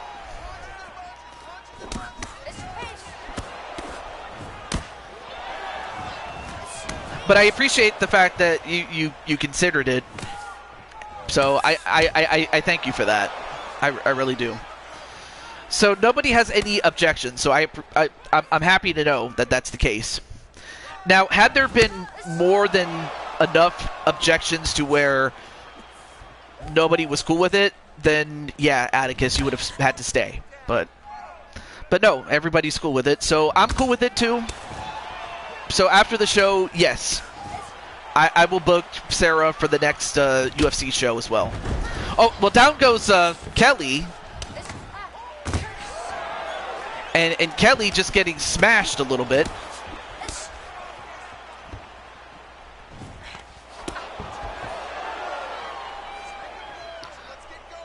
Oh. Do I hold any titles? See where. Yes, you do. You hold the UFC Openweight Championship, which you are defending against the former champion, Chris Frost, as a matter of fact. So you're in the main event for that championship. Chat check. Yep, thank you. I always hate when I always hate it when it does that. The chat doing that.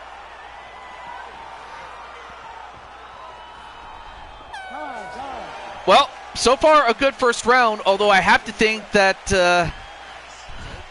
that Crushing Kelly's going to have to change up her game plan because, you know, it's not often we get to see, you know, Crushing Kelly's, you know, pretty face get smashed like that. But then again, that's how hard these women are going. Although to be fair, Speranza's face is not looking good. Not looking as good either. But then again, these two ladies did sign on, and they're going very hard at each other. So let's find out who's willing to take the punishment, who's willing to dish it out. Oh, and a kick right to Speranza. Oh, Speranza with a kick of her own. And of course, Kelly backs up a little bit.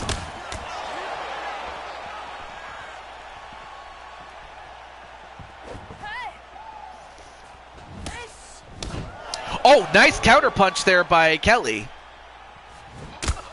Oh, but then, and then a kick right to the face of Kelly, but then a couple of punches to the face and the body of Speranza.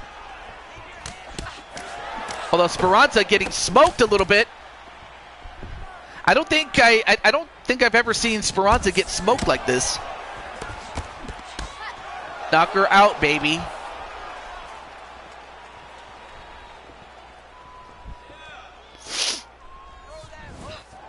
Oh, went for a side kick, but well, down goes Kelly, but Kelly gets up.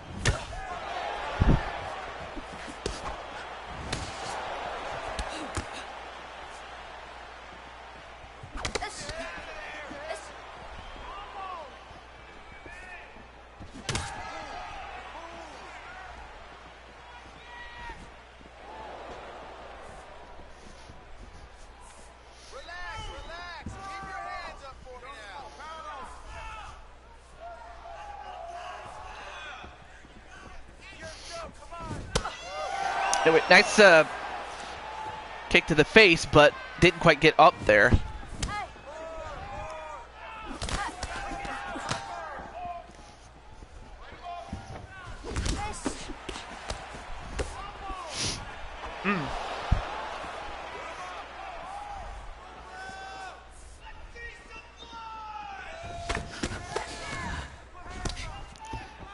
Both women going back and forth with the kicks and punches.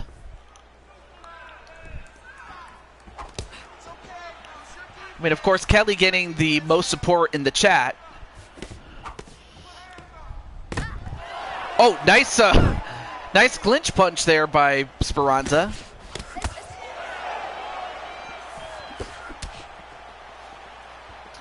But a jab to the face and to the body. But then a body kick onto Kelly.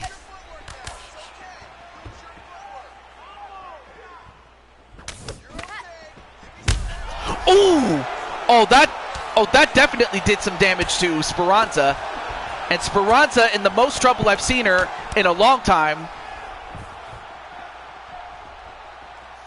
No, that's not you. Although Tian, are you and or your sister or Drawerman interested? If so, I'll put you on the list. I have no issue with that. Wait, let me make sure I already have. Yeah. Okay, let me put Mr. Well, V-Win, you can tell me who you want in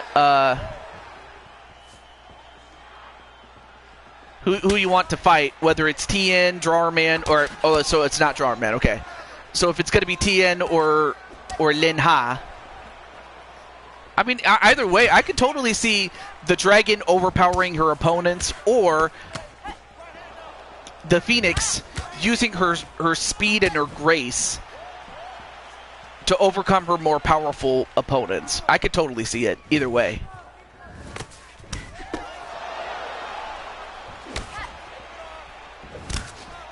And another kick to take down Kelly, but again, it's one thing to knock her down, it's another thing to keep her down.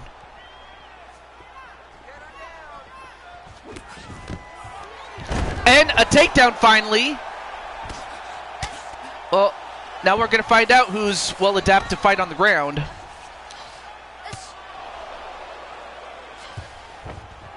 Okay. So it's going to be Lin Ha. All right. So what I'll do is I'll put you on the wait list there. And as that happens, I'm going to look over the wait list of people that I haven't seen in years. Or a long time, really. So I'm going to start taking out some people who I haven't seen in quite a long time.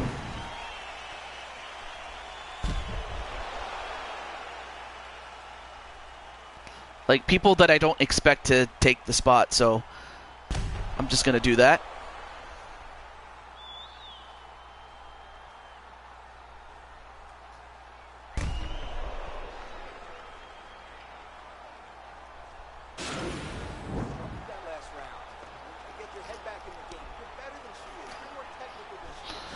Well, I have to say that if I'm going by points, I want to say it's even after 2 rounds, as Speranza won the first round and Kelly won the second, despite getting knocked down a couple of times. And of course, Atticus saying, "Come on, baby, stay focused." Let me see. I'm still pruning the list, so okay.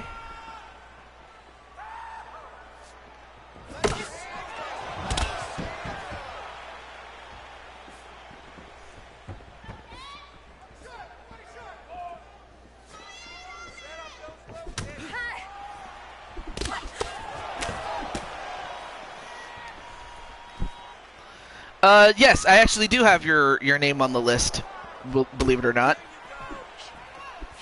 Okay, so now I'm going to put in Lin Ha.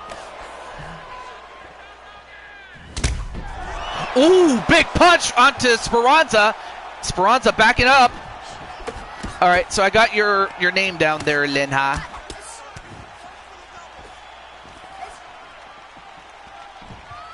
Stomp the knee or sweep the leg.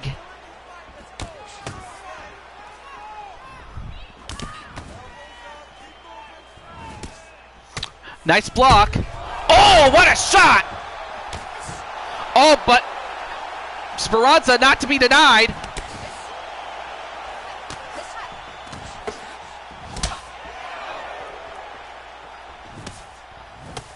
Nice block, both back to back. Oh, goes for a takedown, got it. Uh-oh. Now we're going to find out.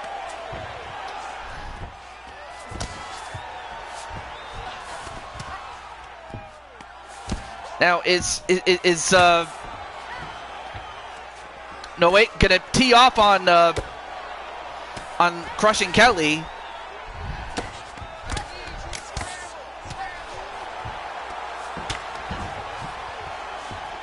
Oh, but Kelly manages to escape, knowing full well that she could have been submitted and has been submitted before in the past.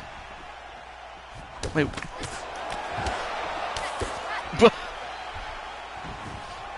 Whoa, oh, that could have knocked her out had it connected.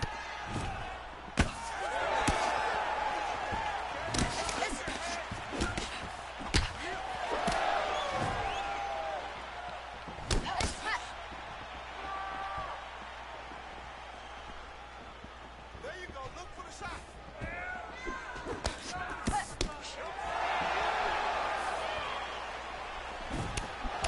Oh, both went for a roundhouse right, but they both missed. I have to think that whoever connected might have knocked either one out, but at this point, any one mistake could end it. A purple what? Keep your hands up for me. Come on now. Let's move. I might not want to know what that is, although I think I might have an idea what that is. 1:40 left to go. Another knockdown.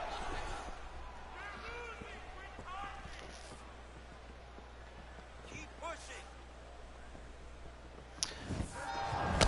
Ooh, nice counter punch. Although, wait. Went for a takedown, but this time well defended by Kelly. 1:15 left to go. This could go down to the wire, folks.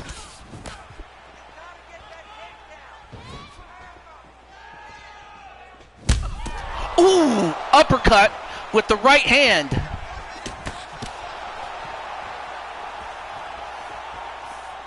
$55 seconds left. Oh, went for another uppercut, but this time moved out of the way. Hands high.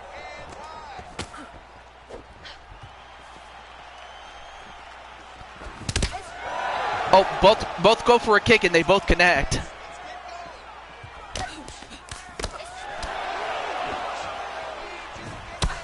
Oh, a high kick, that time connected.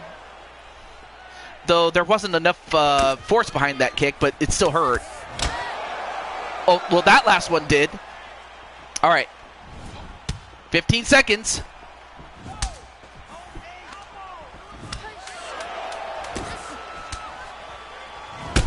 Oh, and another shot! Now going to try to finish her. But the bell saves Speranza. But we're going to go to the judges, folks. But I have to think that kick might have given her the win. I don't know. We'll see.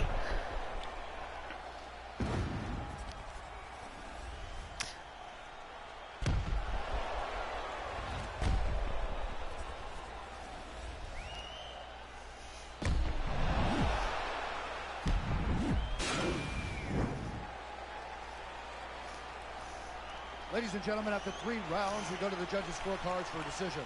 All 3 judges scored this contest 29-28. Declaring the winner by unanimous decision, Baker!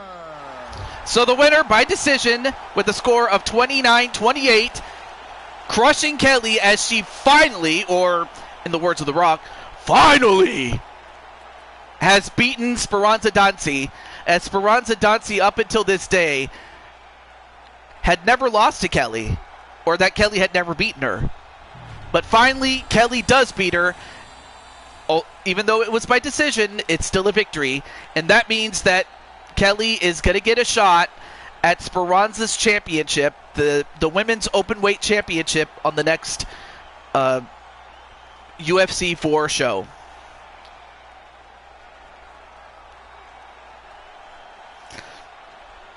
And for Speranza, she now goes to 22-6, as that's only her 6th loss.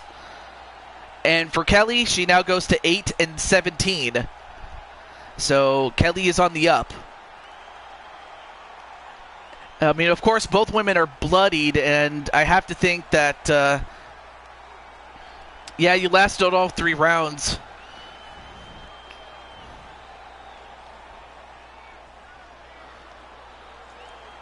But before Atticus is going to celebrate with Kelly, before he can celebrate with Kelly, he has to go into the danger zone. And that's against Captain Danger himself.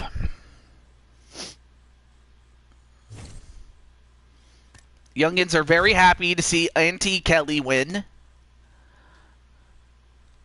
But now they get to see Uncle Atticus for perhaps the last time, although I'm not sure what's going to happen after this match, but who knows.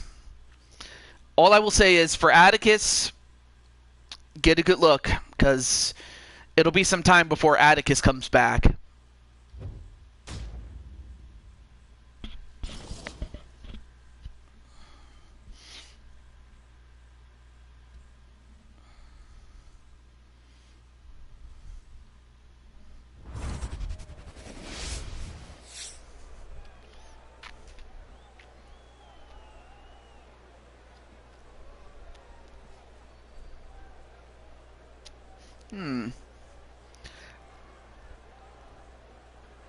I just thought of something, but I'll probably do a follow-up to Who Wants to Be a GM for NHL Mode when the time is right.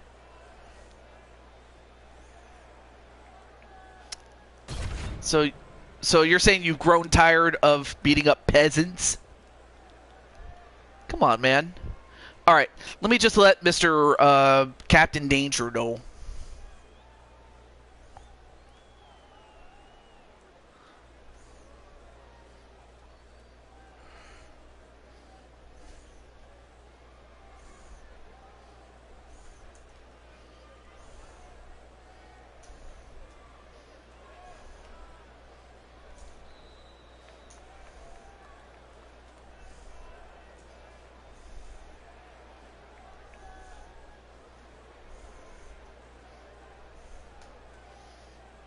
All right, so I just let Mr. Captain Danger know. So Kelly's going to go for Atticus to win in what will turn out to be his last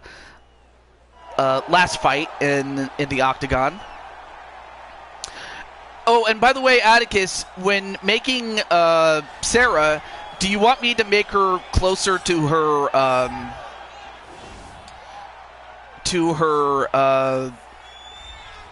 WWE 2K24 self?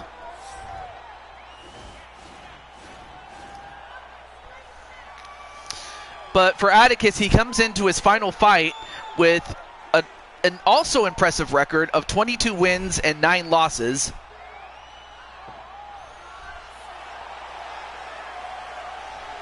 Last fight for the time being. Yes, please. Oh, and by the way, Atticus, they don't let you do like multicolored hair. Well, except for rainbow, but that's its own thing. But what is the color of Sarah's hair? Is it natural brown, or do you want me to color it blue or pink? Because I can do that. But it just doesn't let you like mix in colors or do the colors. Pink. Okay, cool. Though if for whatever reason Maddie Saban comes on in, don't be surprised if I color it blue. You know, just for contrast, really. But I'll make it pink for now. And for Captain Danger, he has the most wins out of anybody currently on the roster at 26 wins and 22 losses. About as many losses as Atticus has wins. Captain Danger is younger and has the weight advantage by 5 pounds, but the height and the reach go to Atticus. A submission. Oh, that's a jiu-jitsu fighter. Yeah. Okay. Also, you're more than welcome to send me the stats in the DMs, because then I could just follow that and be like, oh, okay, I'll just go with that. And then go for the body composition based on her look in 2K24. Like, I can do the body composition. It just has to... I would just need to know the height and the weight. But just know that the weight affects the height, so that the more you weigh, the taller you can become, and vice versa. Just want to give you that little pointer there. As for Captain Danger, he's doing his best Shawn Michaels impression.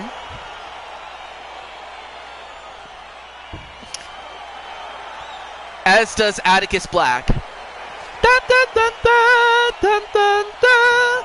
I love that song. Anyway, a knee right to Captain Danger to start with.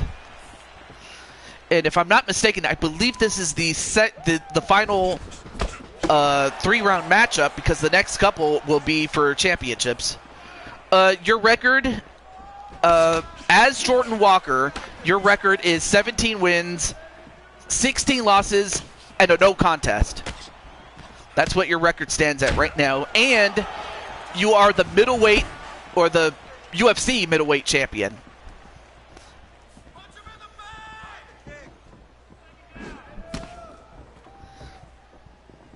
So and you have a challenger in the form of Najee, a former welterweight champion and lightweight champion.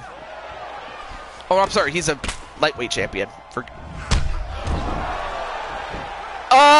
I think Atticus might want to reconsider staying if he is going to do things like that, and that's kick in Captain Danger's head. But I guess he wants to go out on top rather than stick around and then start losing fights.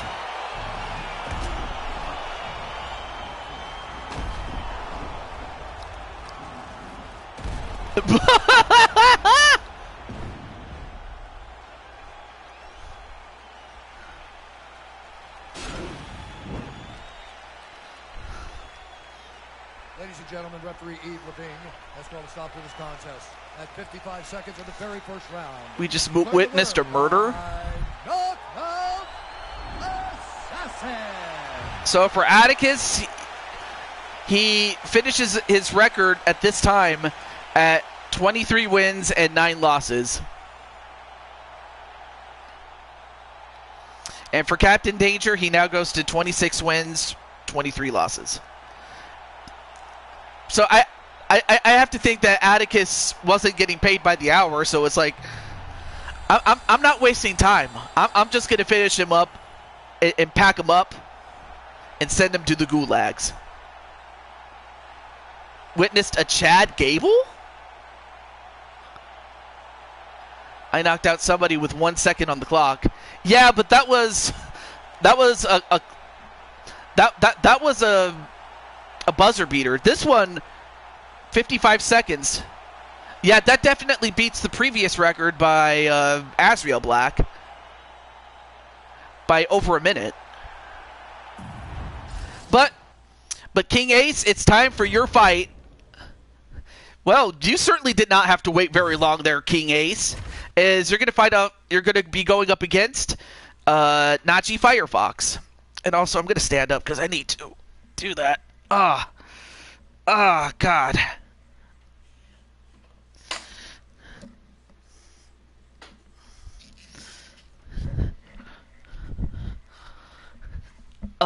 There. Okay. So Jordan Walker's here. I'm just going to let Najee know that he's up next.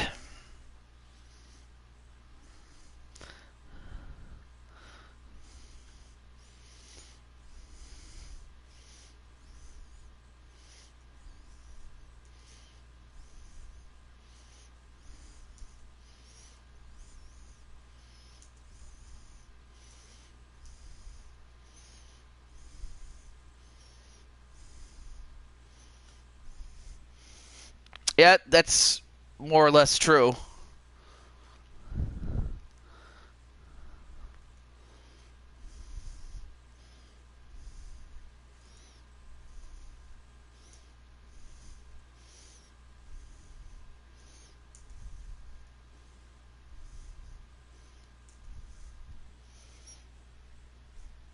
Oh, he's confident that he can beat Najee, and that's all well and good. But this is a former lightweight champion, so you're going up against somebody that has been champion before, but this time it's for the middleweight title. But we'll find out how that's going to pan out there.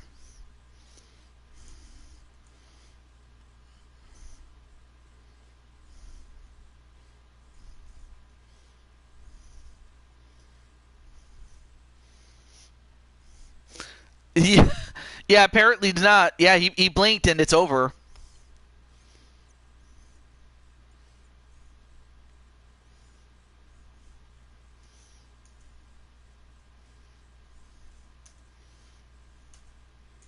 And also the break in between fights.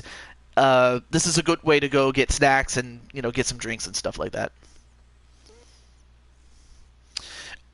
Yes, you held. I think it was the featherweight championship, if I'm not mistaken. Yeah, you were the featherweight champion, but then you moved up in weight classes. You bulked up, and now, like it's kind of like you bulked up, and now you have some real muscle behind you. Like King Ace, how did you get in such great shape? Right.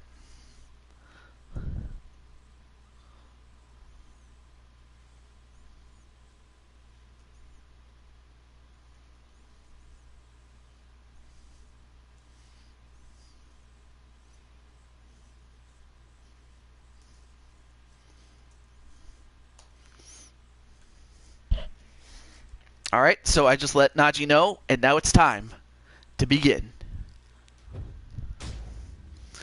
As we have our semi-main event, and this, under normal circumstances, this would be the main event, were it not for the fact that this was headlined by the quadrilogy that is your boy, Chris Frost, taking on Brooklyn Joker, but this one is nothing to sleep on, and who knows, this could be match of the fight, the fight of the night, I should say. Excuse me, can't talk.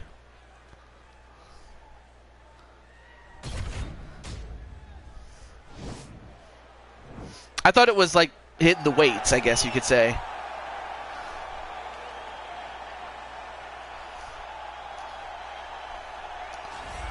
Well, introducing first the challenger and a former lightweight champion who comes in at a record of 11 wins, 21 losses, and 1 no contest.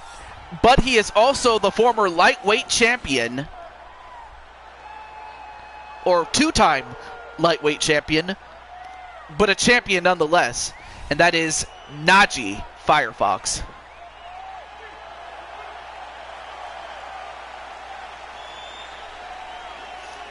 Yeah. Okay, cool. Well, now we have the champ,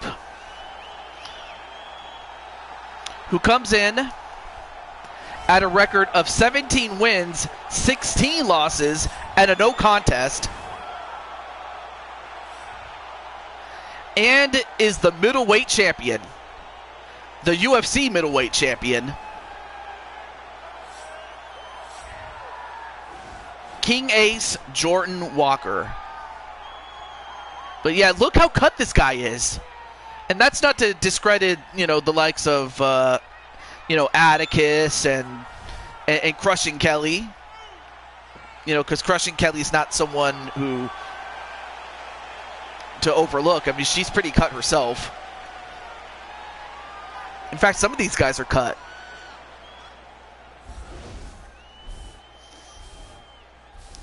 But then the age or the youth goes to Najee, and so does the height, the weight, and the reach. Though not by that much, though.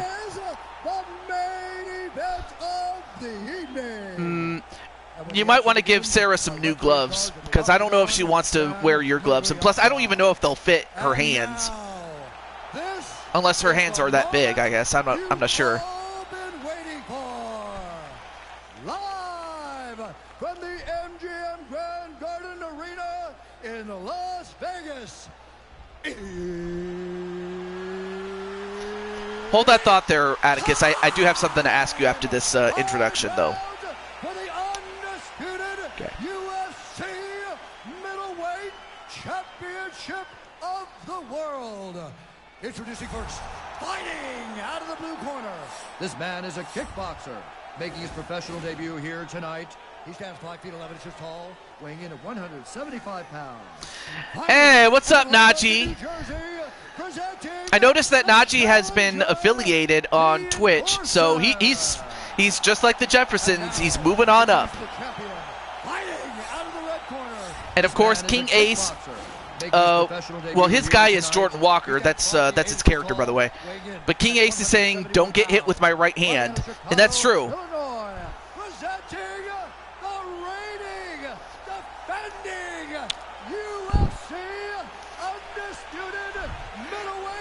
And there's Blade Charge. By the way, your good friend Speranza had a fight, and I have to say it was fight of the night, if I'm being honest with you, with her and Crushing Kelly. But great to see you there, Blade Charge. Can't talk. All right, so both guys touch gloves. That could be a good thing for both men, but can be great for one. Oh, he's telling him to bring it.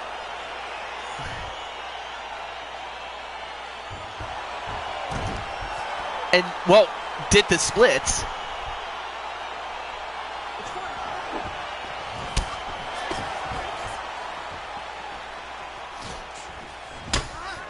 And both these guys, like, especially recently with Najee, you know, lately he's been throwing hands, so both these guys can throw hands, so it's going to come down to execution, really. Like, who can throw hands the best, and if on the rare chance that these guys end up on the ground, who's going to be well-suited for that? That's what it's going to come down to. But it is great to see you there, Blade Charge, and also you can check out Blade Charge with what he is doing. Oh, yes, when putting together Sarah's outfit, like, what's the main color that she has? Or main colors? Like, what's her... Like, because I noticed that she tends to go for pink and black, and maybe the occasional blue. Also, welcome back, Joker. After this fight will be the main event, and you're in the main event. So do stick around after this fight, because you'll be up next as part of the main event.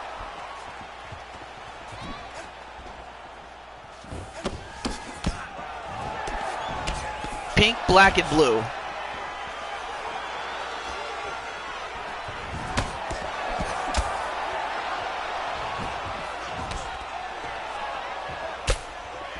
Well, I'll see what outfits that the game has. Oh, went for a high kick and had that connected. That could have taken King Ace's, or rather Jordan Walker's head off. Had it connected. That probably would have knocked him out, but he missed.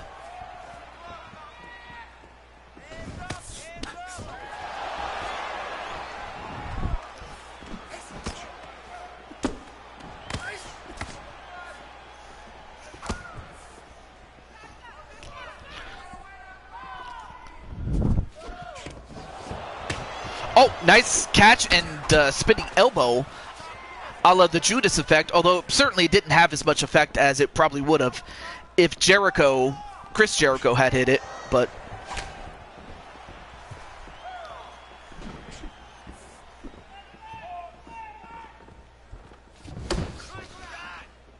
Atticus, I think Kelly's going to need you if you catch me drift.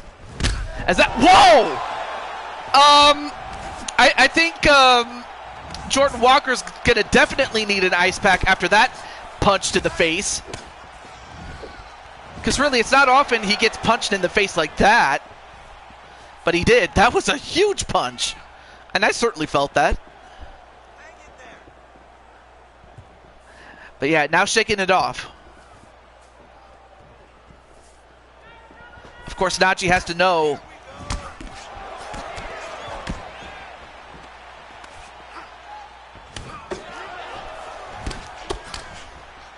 Yeah, Nachi's not messing around, though.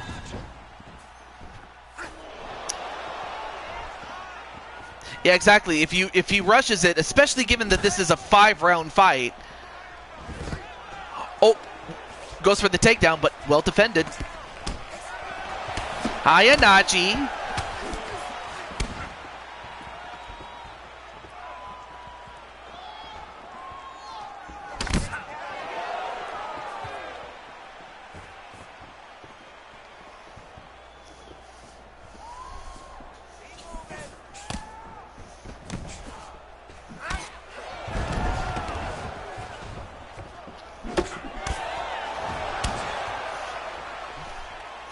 Oh, yeah.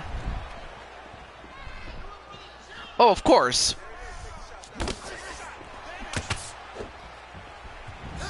Blushes beet red. Well, but you can definitely administer the ice pack. Or the you know, the ice press that cutmen and trainers use, especially during boxing matches. I mean, certainly you can administer that. I mean, we are going to see Atticus Black in the corner of Kelly and you know, Atticus and Sarah. Like he'll be a trainer for each of them, and will be in the corner, like sitting nearby ringside, just like every other trainer does. So he'll be there.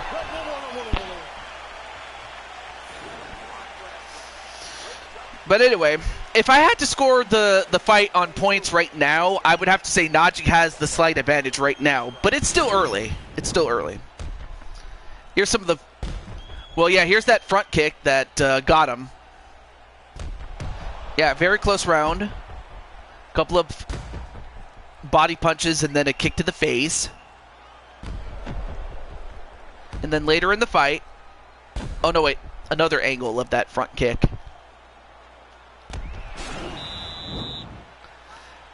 Too bad they didn't show that one big punch that King Ace got.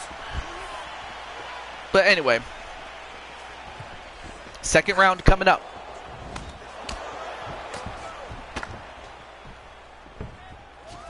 Although, wait a minute. Now he takes him down. He's got him down now. All right, so now we're going to find out who is better suited to fighting on the ground. Oh, not a problem, Brian. You could always watch it since you're here. You could always watch what happened in that fight that you had against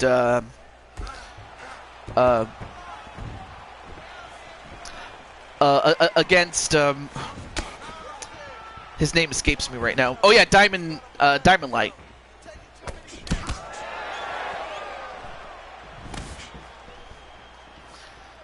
But it's good to see you there, Brian. Happy Meal Hertzberger. Like, I get the burger, but what's with the duck or the goose?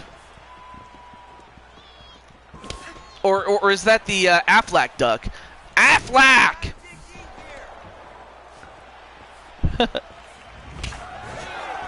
Anyway, nice counter punching, this time to the body of Jordan Walker. Yes, Diamond Light is actually on the show finally. And would you like to know what his record is currently? Duck burgers? I mean, don't get me wrong, I like duck, but I never would suspect burgers from a duck. Well, from duck meat. Well, he currently stands at 3-0. He's undefeated so far.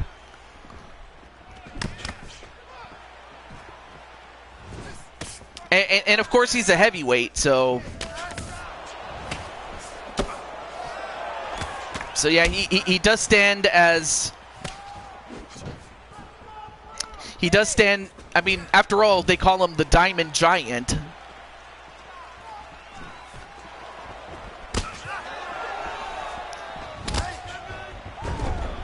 That's good to know. Yep. Whoa! Whoa! Whoa! Whoa! Whoa! Whoa! Whoa! Whoa! Whoa! Whoa! Whoa! Did you? Whoa! Whoa! Whoa! Whoa! Whoa! Excuse. I kind of sounded like a Yoshi, but did you guys see that? He just used the Kamehameha. Did you see that? He used the Kamehameha on Jordan Walker. But how? Uh-oh. You know what? I think Jordan Walker's not very happy with that, so he's going to punch Najee in the face with that. The burgers are for Happy Meals. Oh, okay.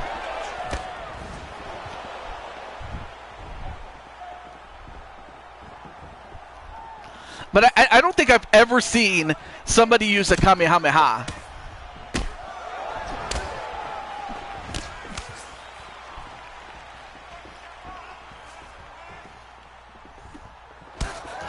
Anyway, nice body kick, but then a knee right to Najee. Another body kick.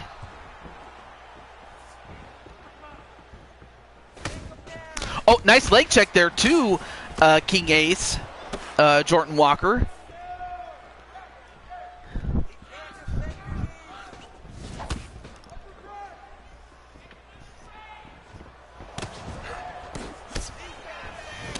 Dragon Ball FC. Anyway, goes for a takedown, but does not get it. He's only had one takedown thus far.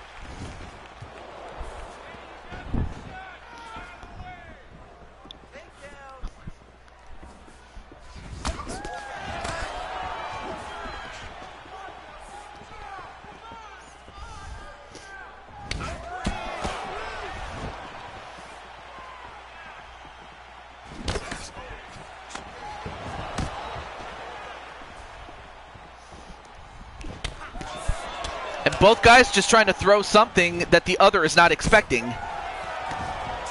So that's what these guys are doing. Oh! The Karate Kid kick! The crane kick a la the Karate Kid. Wait a minute. King Ace, you didn't tell me you did karate. Alright, now both guys are on the ground, but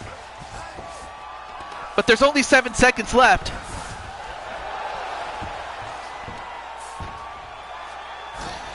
But that's the end of the round.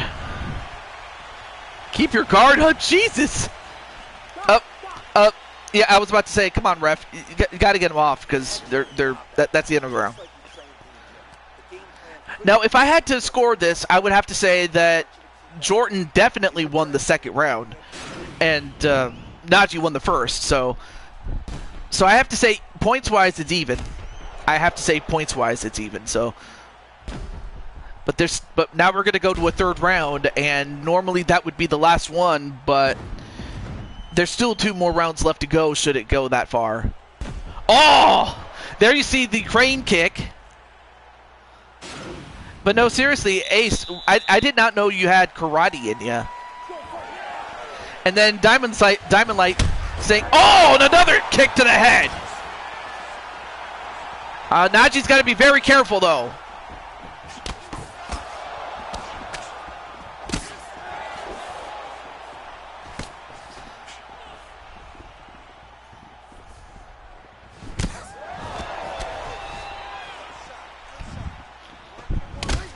Oh, both guys go for body kicks and they both connect.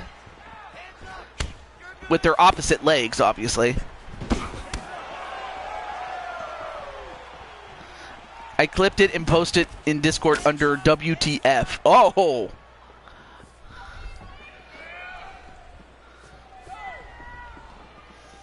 I might have to share that with other people, just that clip.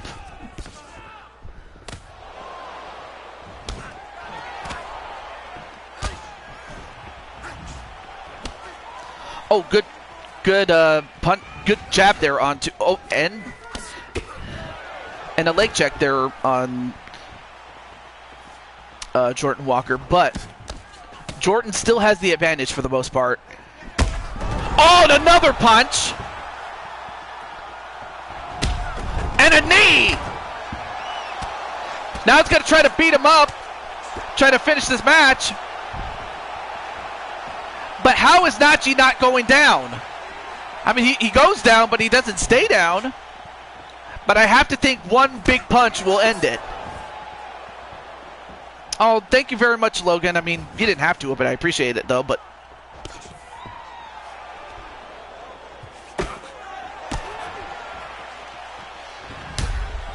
oh, and a huge kick to the leg, and oh yeah, he's limping. He's limping.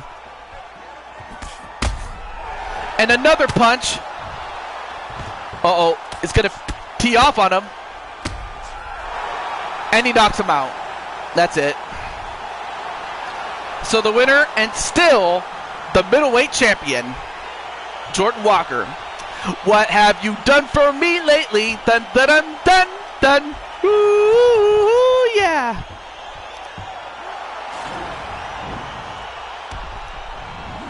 Boom! Right on the chin. And for Naji, for him it's going to be back to the lab. For Jordan Walker, he goes to 18-16 and a no contest. But I give him all the credit for standing up to him and perhaps giving Jordan Walker a real fight. At 2 minutes, 4 seconds of round number 3. Declaring the winner by knockout, and still the undisputed UFC middleweight champion of the world, Walker. I told him to be careful with the right hand. Yeah, that's true. But you know what, Naji, I give Naji credit for being a total professional. But we still have one fight left. And King Ace, it features your boy, Chris Frost, as he looks to regain the UFC Openweight Championship. So, but standing in his way, obviously, is the new champ, Joker, who wants to keep it for good. So yeah, any thoughts on your friend Chris Frost?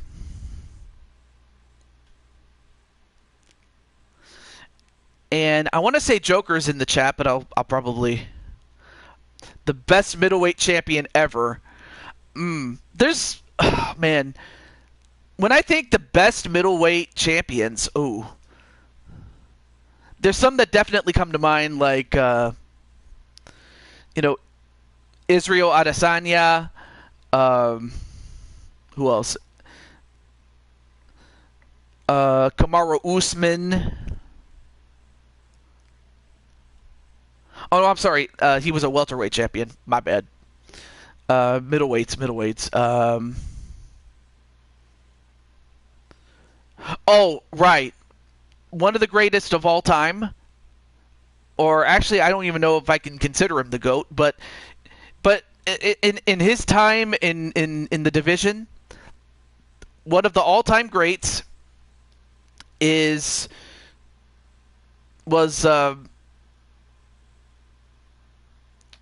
Anderson Silva,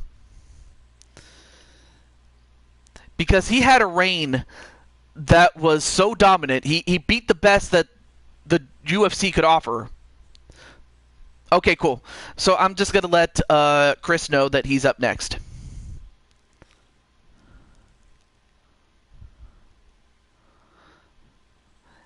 Yeah, yep, definitely time to go back to the lab. And as for, where is he? Oh yeah, that's right. Chris Frost.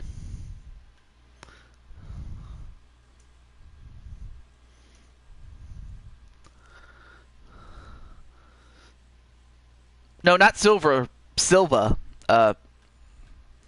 But close. Silva. Because he's Brazilian.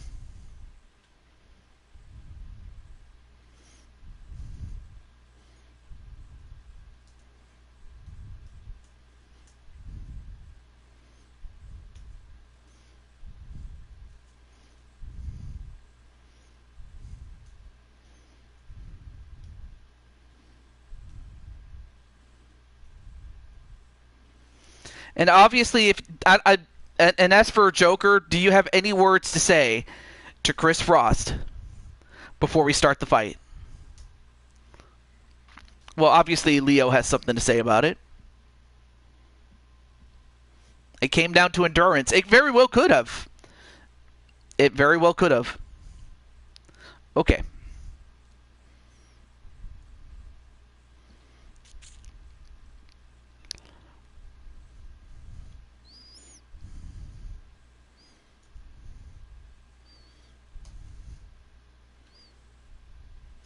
All right, now it's time.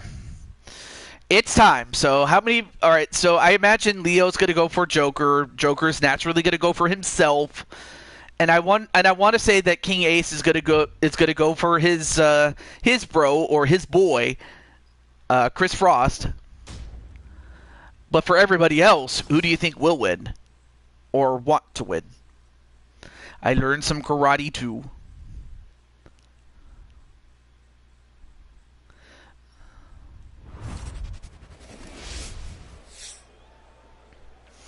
Both these guys wear a chain around their neck, but they're both symbolic because they're made of gold.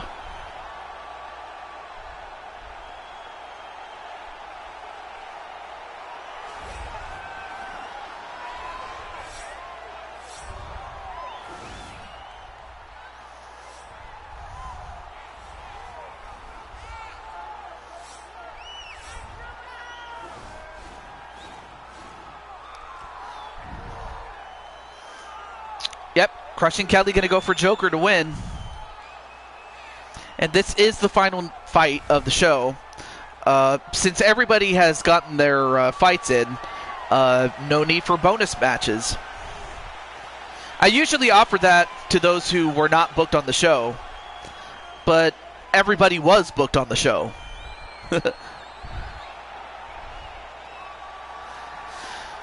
And for Chris Frost, he comes in at a record of 2-2.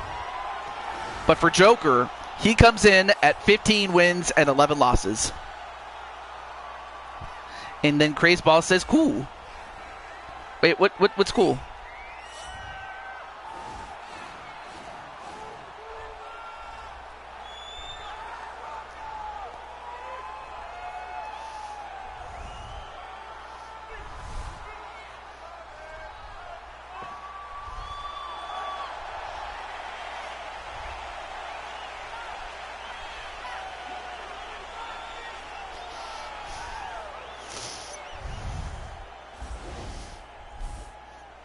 Okay.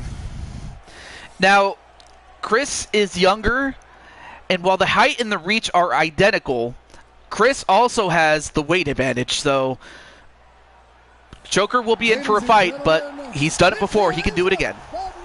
All right. When the action begins, our referee in charge, Herb Dean. And now, this is the moment UFC fans around the world have been waiting for. Live If my character had a theme song, that's a tough one, because there's so many themes I could go with. Really, I could. It's time! 5 rounds for the undisputed UFC Heavyweight Championship of the World. Introducing first, fighting out of the blue corner. This man is a freestyle fighter, making his professional debut here tonight. He stands 6 feet 6 inches tall, weighing in at 265 pounds. Fighting out of New York, New York, presenting the challenger, Iceman. And now, introducing the champion, fighting out of the red corner. This man is a boxer, making his professional debut here tonight. King Ace, I can agree to that. Weighing in at 250 pounds. Fighting out of New York, I can agree to that to an extent. Okay. Getting jiggy with it. Na na na na na na na. Na na na na na na. Yeah, I could go with that one. I could also go with What else? You've been given your instructions in the dressing room. Protect yourself at all times. Follow my instructions. We will have a clean fight. Touch gloves is not. Oh, and Chris Frost is going to be stone cold because he didn't even offer to touch gloves. Or Ice Ice Baby. Dun dun dun dun dun dun dun. Dun dun dun dun dun dun dun.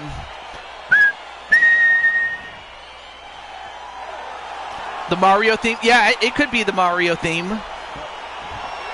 Or, actually, there is one other one. And what I like about this one is it definitely fits me to a T because it belongs to a wrestler by the name of Jumbo Tsuruta. And he was a technical powerhouse, especially in All Japan.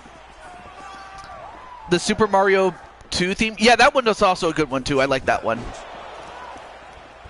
Oh, yeah, that's right. Kazushi Sakuraba did. Yeah, he came to a fist fight with the Mario theme. And he even had the Mario hat and the mustache, too, to go with it. I remember now. But yeah, Jumbo Tsuruta, he had his theme called Rolling Dreamer. In fact, I'll even share it with you. CM Punk's old theme, well, it certainly doesn't fit me, but for him, for Crazy 8-Ball. But no, this would definitely also be another theme consideration. You can listen to it if you want to. Chris Frost would have Kurt Angle's song "You Suck." Oh. From Salt Lake City to Omaha after this fight. All right. I'll definitely be doing some more behind the scenes stuff after this fight is done, after the show. But yeah, it's called Rolling Dreamer. But yeah, it definitely invokes the music of, you know, late 70s, early 80s. That's kind of like my jam, by the way. Yeah, if you couldn't tell, I definitely like my fair share of oldies.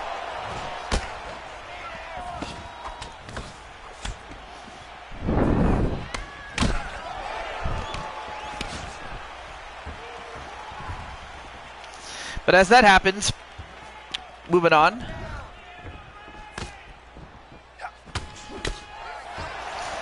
Oh, Enter the Sandman. Oh yeah, that's also a good one.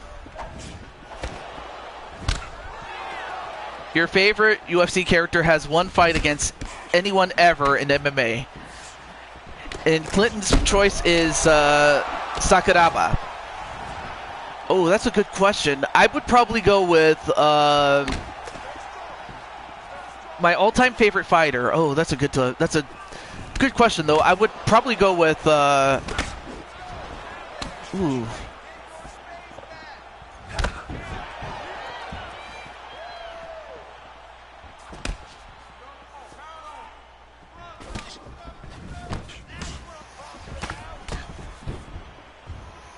John Jones. Oh yeah.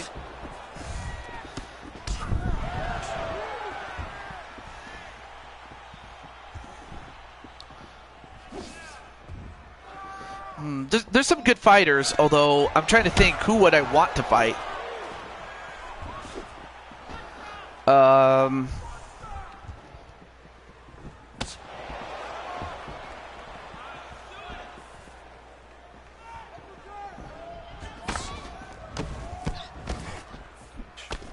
Or Jimmy Walker. Oh yeah, Jimmy Walker. I almost forgot about him.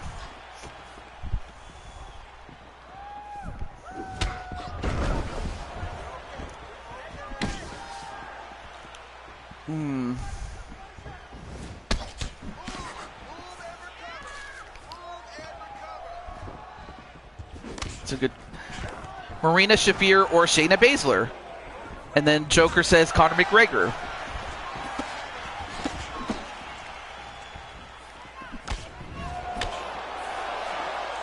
Let's see.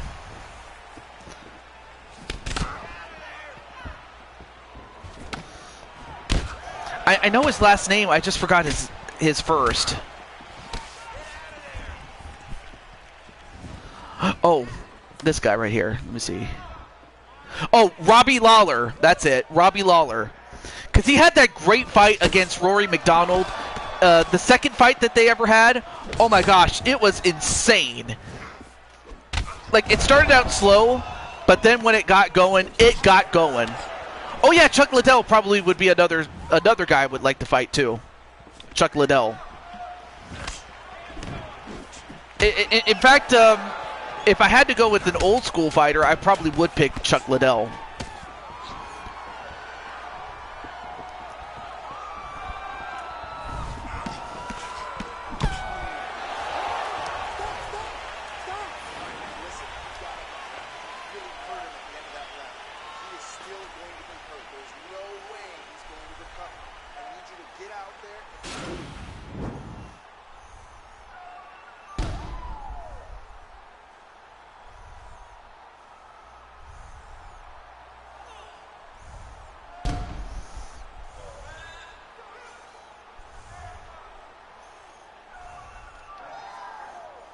The Cowboy.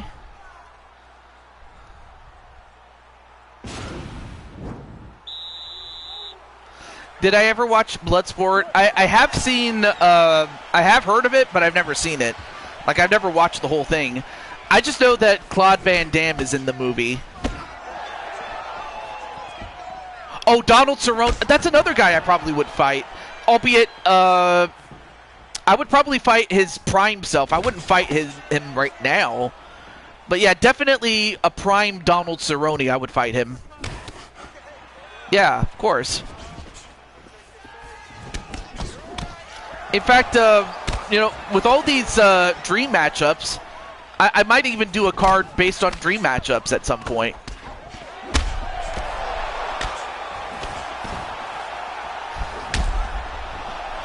But as that's happening, I mean, as we were talking so much about it, oh, then a kick right to Frost in the head.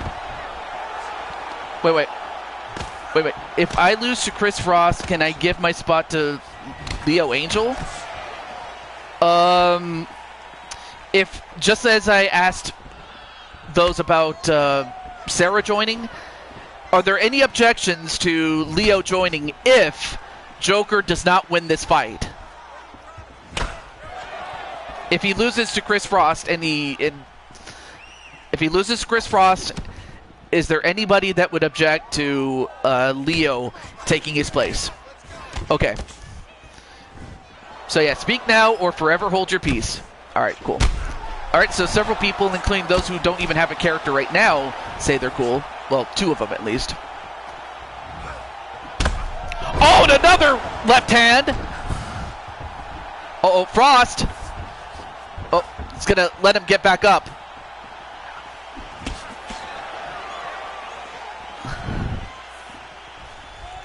But they both need to go one-on-one with The Undertaker. I wonder if anybody's ever made The Undertaker a fighter or something. But right now, I give Chris Frost credit. I mean, other people would have went down by now, but oh, now he went down. Look at that. I don't know if you saw that, but he got uppercutted and ended up doing the splits. But he got back up, though.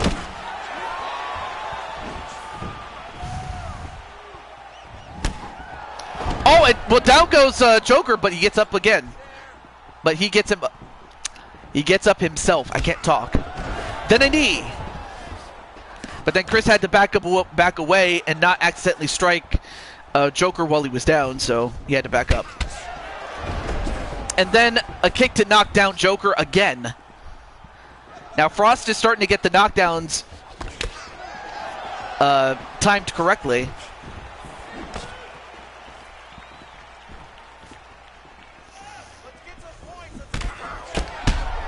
Oh, and down goes Chris Frost again. But how is Frost continuing to stay up again? Again, most other men would have stayed down by now, but that just goes to show how tough Chris Frost is. But Joker has to know one wrong mistake, one wrong move, and it's over. Uh-oh, Joker just got smoked with that leg kick, but he stays up.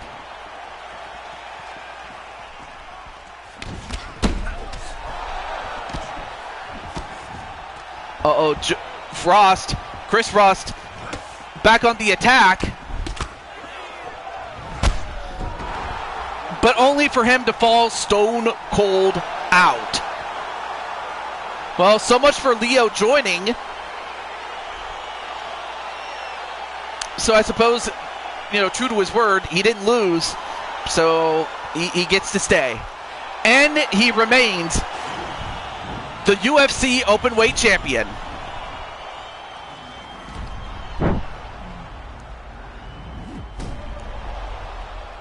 And if the kick didn't get him, the smell did. All right.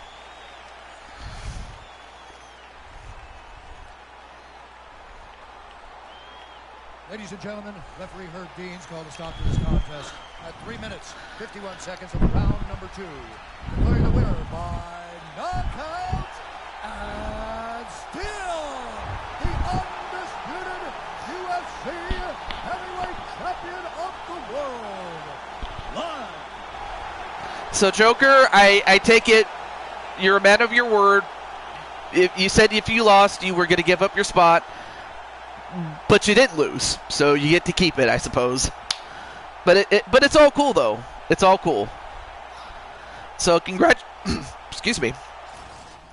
So congratulations to Jordan Walker and Brooklyn Joker on successfully defending their titles, which means there will not be any rematches, thankfully. Of course, the one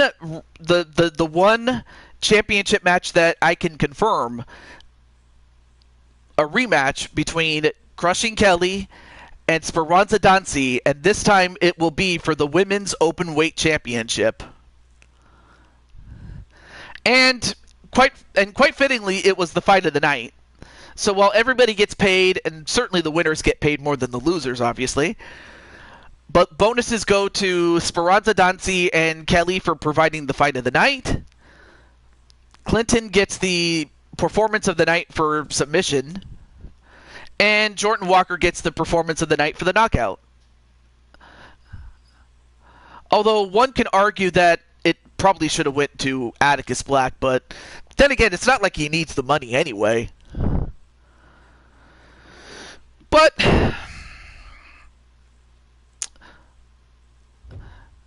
in the meantime, I will start booking for the next UFC show, as well as the next WWE show.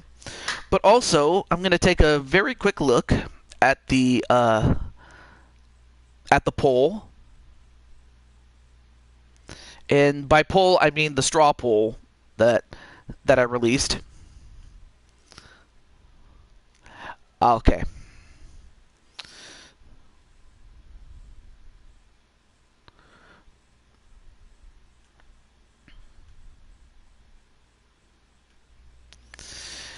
And with that, this is the Blue Toad signing off, and I want to say thank you for... Oh, you know what? I may as well do it while I have a chance, so let's do it. Let's go to Azrael.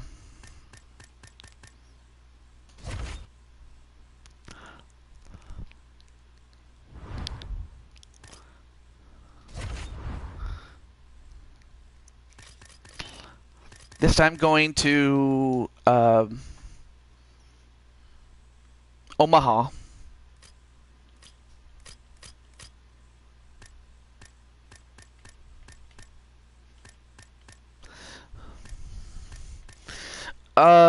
Currently, I have the next WWE show, and but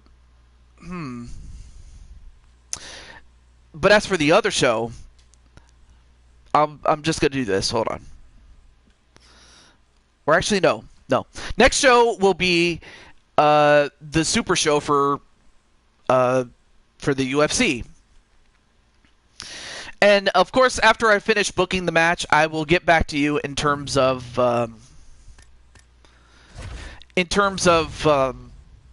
many fights are on that card, and also if I have to split it into two shows, like if I had to do a night 1 and a night 2, things like that, and just go from there.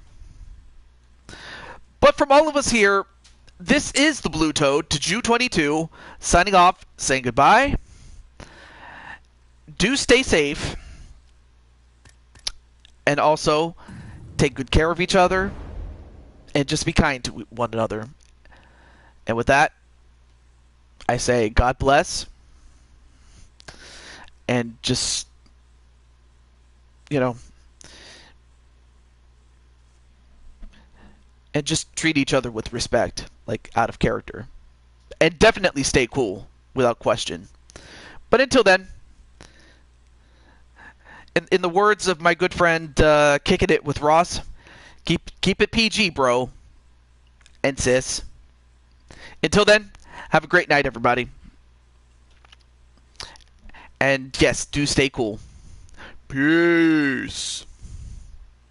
Love you, bye.